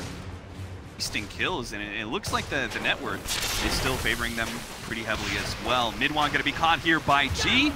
Puppey comes in, tries to save him, tries to disarm the Viper, not going to save him. They do manage to stop his TP out, but it's still a Viper at the end of the day, a hero that is going to be tough for these supports to actually fight by themselves. The Earthshaker is coming across from the mid lane, but he's just not going to be there fast enough. Kezu, maybe the block off. They do have a TP coming in. Chaos Knight is here. Now we've got some physical damage. Maybe they can actually bring down the Viper. 2-second stun only, but they do have the disarm there as well. Snowball safe, brought on to Kezu, but he does manage to get the Shrine up, turns around, gets the stun to finish things off. There goes the Earthshaker as well to be able to lock down the Tusk. They're going to be able to catch Silent as well. Vega Squadron have completely overextended themselves, feeding away what was supposed to be just one core into a core and the other two supports as well. And Secret, well positioned to try and get some damage onto that mid tower. Whew, I was watching another team on Dire, but that's the Vega we know. No, Vega Squadron like to be able to run in. No, they get their lead and they're like, oh, they're very comfortable with the lead. They're like, oh, let's get more out of it. Let's control their jungle. And then something terrible happens. That was a nice attempt for the shard block, though. He tried to block the CK off of the Shrine, so that was pretty smart. I think if he had successfully gotten that block over any other hero... Oh, look at this Epicenter being lined up here. What a beautiful play from Yapzor. Let's see if it actually pays out, though. Silent, not quite dead from it, and they are going to be able to get the cold feet. No, it doesn't actually lock into MP, but they do manage to stun him up. Now they have the Chronosphere, and it looks like what was supposed to be kind of a bait-in ends up being Secret for the one to baited into Vega Squadron. They managed to pick up 2 kills off of that. They lost their mid tower, though, and that's still going to bite them. Still going to feel the pain. So they're going to try and even it up here by pushing. Dire's top tower is under attack. Enigma's had a game. Is he bringing in the hand minus now of the courier? That's correct. 13-minute minus, not too bad. Dire's top tower. Faster he gets to that level 15, that's when you really start amping up either the gold experience. Sniper's sorry, cooldown reduction. Sniper's on 7. But Minwan's having a hard-ass game, and now it's Kezu. Oh, Kezu actually got hit by the neutrals. Well, lucky duck. Vega Squadron denied that kill. Still up by 2k. Got it. Poor Blink Dagger. They still have all this big team fight that's going to be tough. I feel like Team Secret have a very mid-game focused lineup, but at the end of the day, the mid-game can still go terribly for them if Vega Squadron get the right Black Hole or the right Chronos. It could even go worse for them if they don't get their Blink Daggers. Kezu, yeah, he died in neutrals, but still on his way to Blink Dagger. His thinking is about a fourth of the way through. So that's what, maybe like 5-6 minutes left that they need. V, quite proc there, but MP feeling facing that one. Not getting very lucky on these stuns. I feel like the longer stuns would be better for you now. He has level 1 stun. Yeah, that would explain why. I guess 2 seconds is lucky, huh, man? Is that, do you feel like that's the better build right now? Where you max out Reality Rift for the Mightiest Armor, and then you get that potential crit, just delivers a ton of damage? Debatable. I think it's better for your mana pool, because not many of the Chaos Knights get that much mana regen. It's usually like Strength Treads and an Armlet, and they usually consume their mango very early on. So if you're limited by mana, I think the Reality Rift is way better for damage per mana. It's also better for when you actually pop your ultimate, right? Because you're talking about a heavy amount of physical damage. Reality Rift, critical becomes. You can look at it the other way though. If they're locked down for longer, you can do more damage. I think both builds are pretty good, depending on your mana. Like if you have a CM, I would say stun is a little bit better. Smoke up here from Vega Squadron.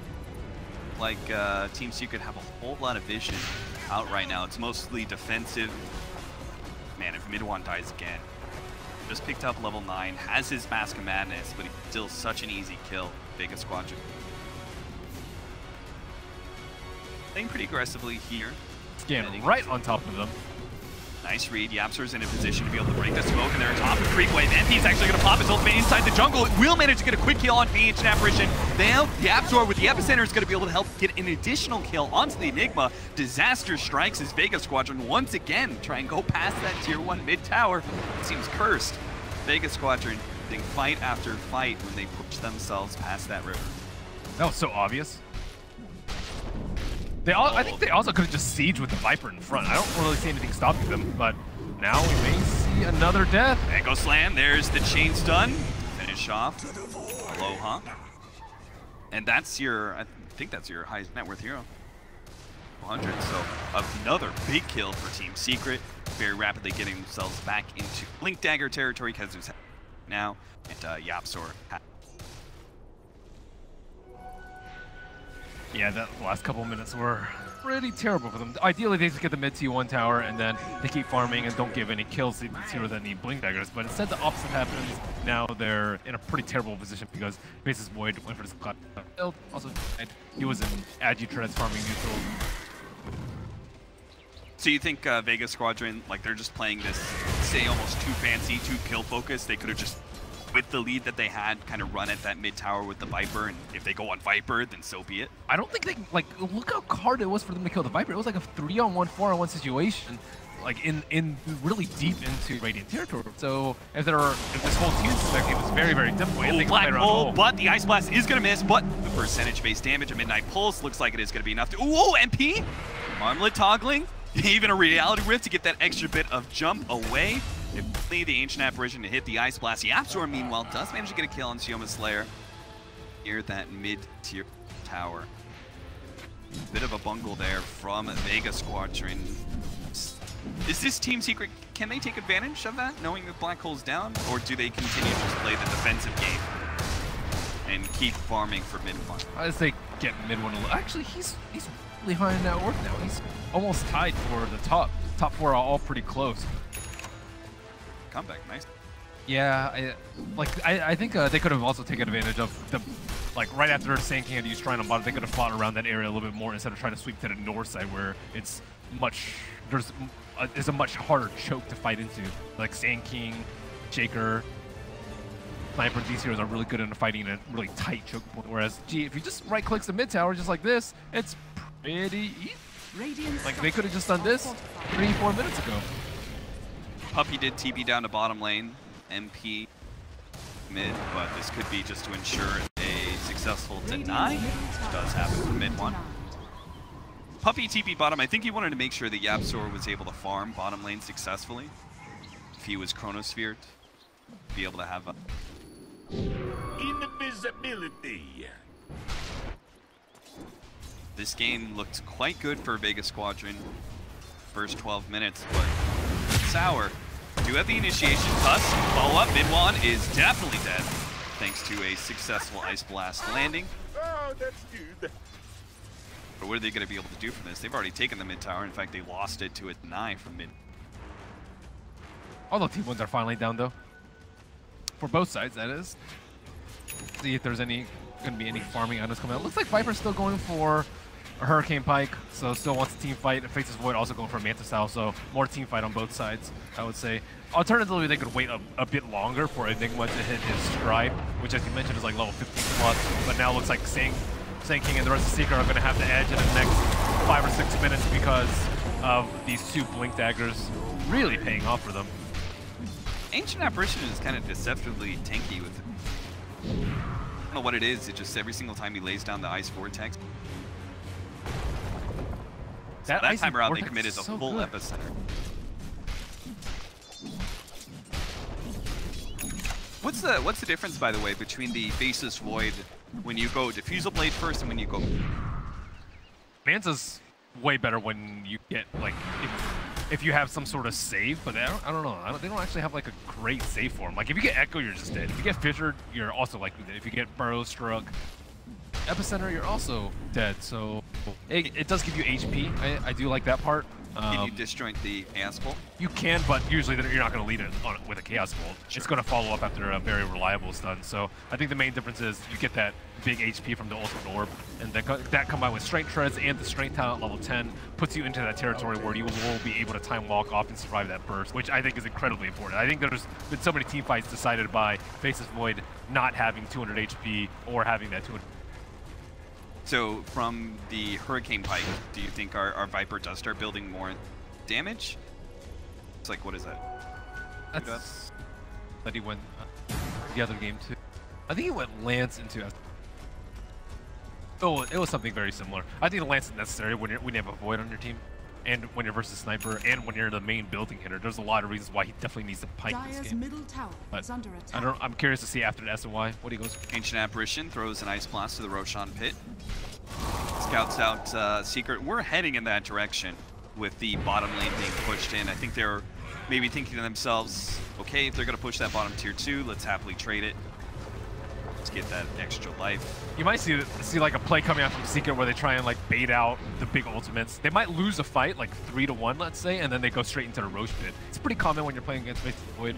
So like it might not even like be planning on like, okay, let's take a fight, and then it goes slightly poorly, but Vega blow their ultimates. So that's something that Vega have to be very cautious about, not using many ultimates, or just being better about playing around the Roshan pit so that Secret can't take it down very, very quickly. So try not to overkill. Yeah, you don't need overkill is, but at the same time, you're versus Oracle, so you might need as many ultimates as you can. So they're in a pretty tough spot right now as to how to proceed in the next couple of team fights. They do have that good ward though, but it doesn't see anything yet. Smoke for smoke is already popping. Sioma Slayer leading the way while Yapzor does manage to get the Burrow Strike in, but Sioma is causing a lot of havoc. Does manage to get a pretty good Ice Blast, but the big ultimates on the side, Aloha Dance is actually going to go for one Black Hole onto just MP, but they do manage to get the Oracle save there. MP, is he going to be able to turn and do anything with this one? His illusions have already been cleared out. Echo Slam laid out. They're going to try and burst down Aloha Dance here with the Faceless Void. Has that Manta, but is unable to be able to get it off.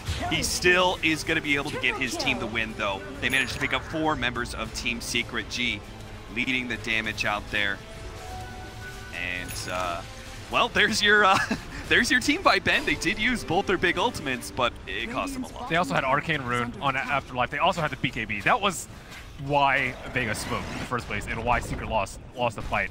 The Black Hole, yeah, it only caught the CK, but it also caught all his illusions, and without his illusions, so I think it was still a pretty good Black Hole despite it being false promised off. And yeah, with Arcane Rune, I think the window for Sniper and the rest of Secret to take advantage of it and take Roche is just way too slim. I don't even know if they noticed. They probably noticed close to the tail end of the fight. He's like kind of pinkish already.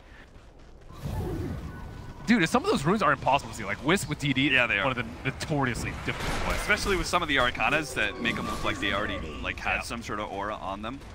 Those are pay to win. The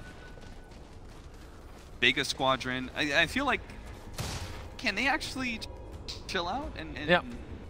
Dude, there's no rush for them, right? Because they have such big team fight, game-winning ultimates.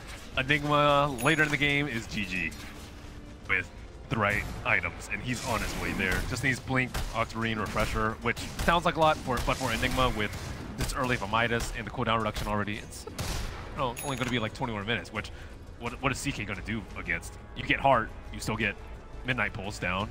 It's going to be a pain in the ass to push into high ground against Sniper and Earthshaker, but that's maybe where caution preach, right? Where we just say to Vega Squadron, hey, just chill out, control the map, keep farming until you have such an over advantage. If they're too slow at moving out of their base, then you just blow big ultimates on one person. You just like Black Hole one person, Chronosphere one person with AA ulti. So like I think they even have like the turtle on high ground under control, as long as they don't suicide into the teeth.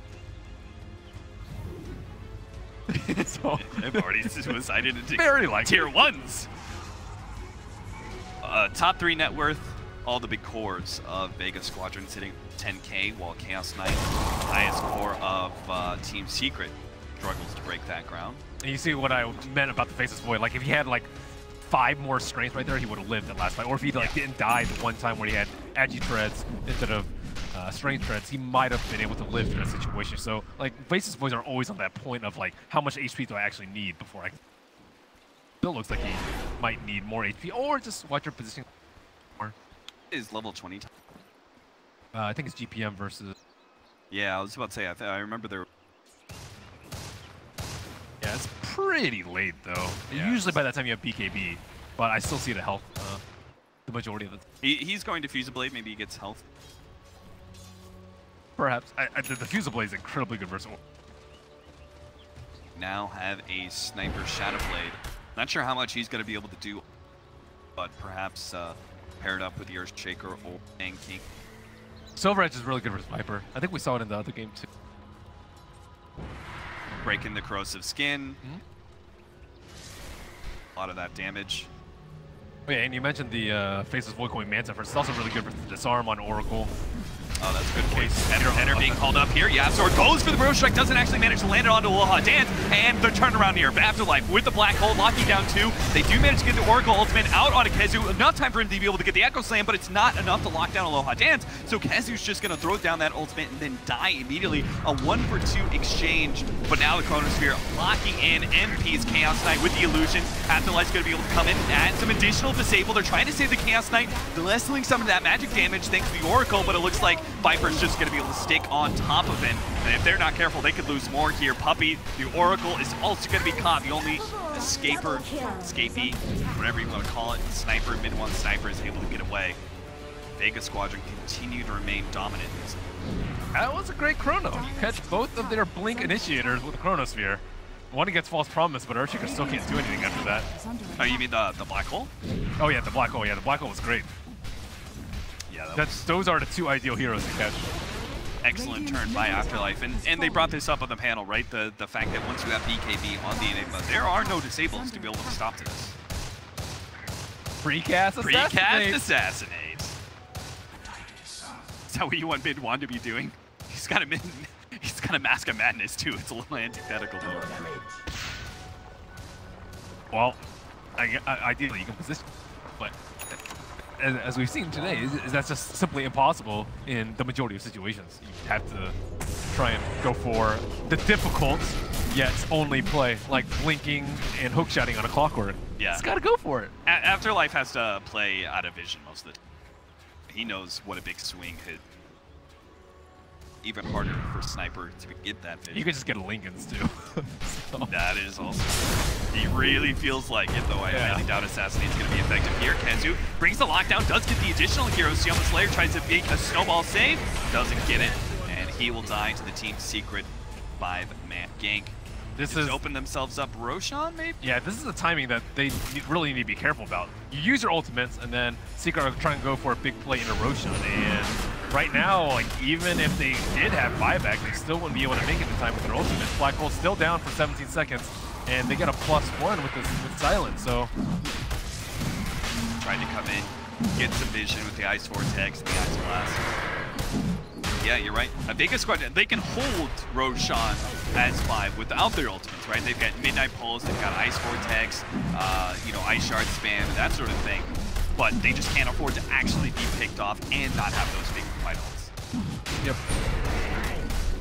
That's generally the cycle, though. You win a big team fight, you go back to farm it when your ultimates are up. But they just need to be careful not to be lulled into that same sense just because of the way that these teams play around these big ultimates. Now, they've given up a pretty big advantage, and they have to give it to the CK because the CK is the one that is far more likely to die in the team. So what did Vega Squadron do wrong?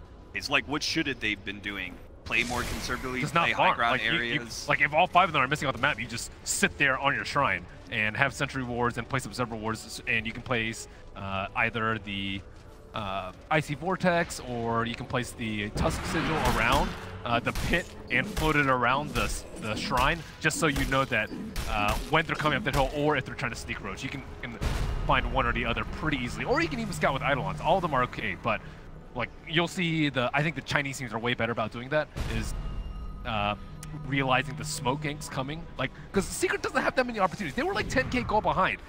That's pretty much the only play they can do, is either wait for Vega to botch their ultimate, unreliable, or wait for them to use their ultimates and then go for the gold when they don't have their ult stuff. And now they're just... Oh, the jump in Echo Slam, they managed to lock down Aloha Dance again to get the Faceless Void, but the Black Hole save. They're going to be able to save him, but can they output the damage? They're trying to finish off NP, but he got the Oracle save. I have no idea what kind of HP is going to end up after the end of this. He's perfectly fine. So there goes that Aegis.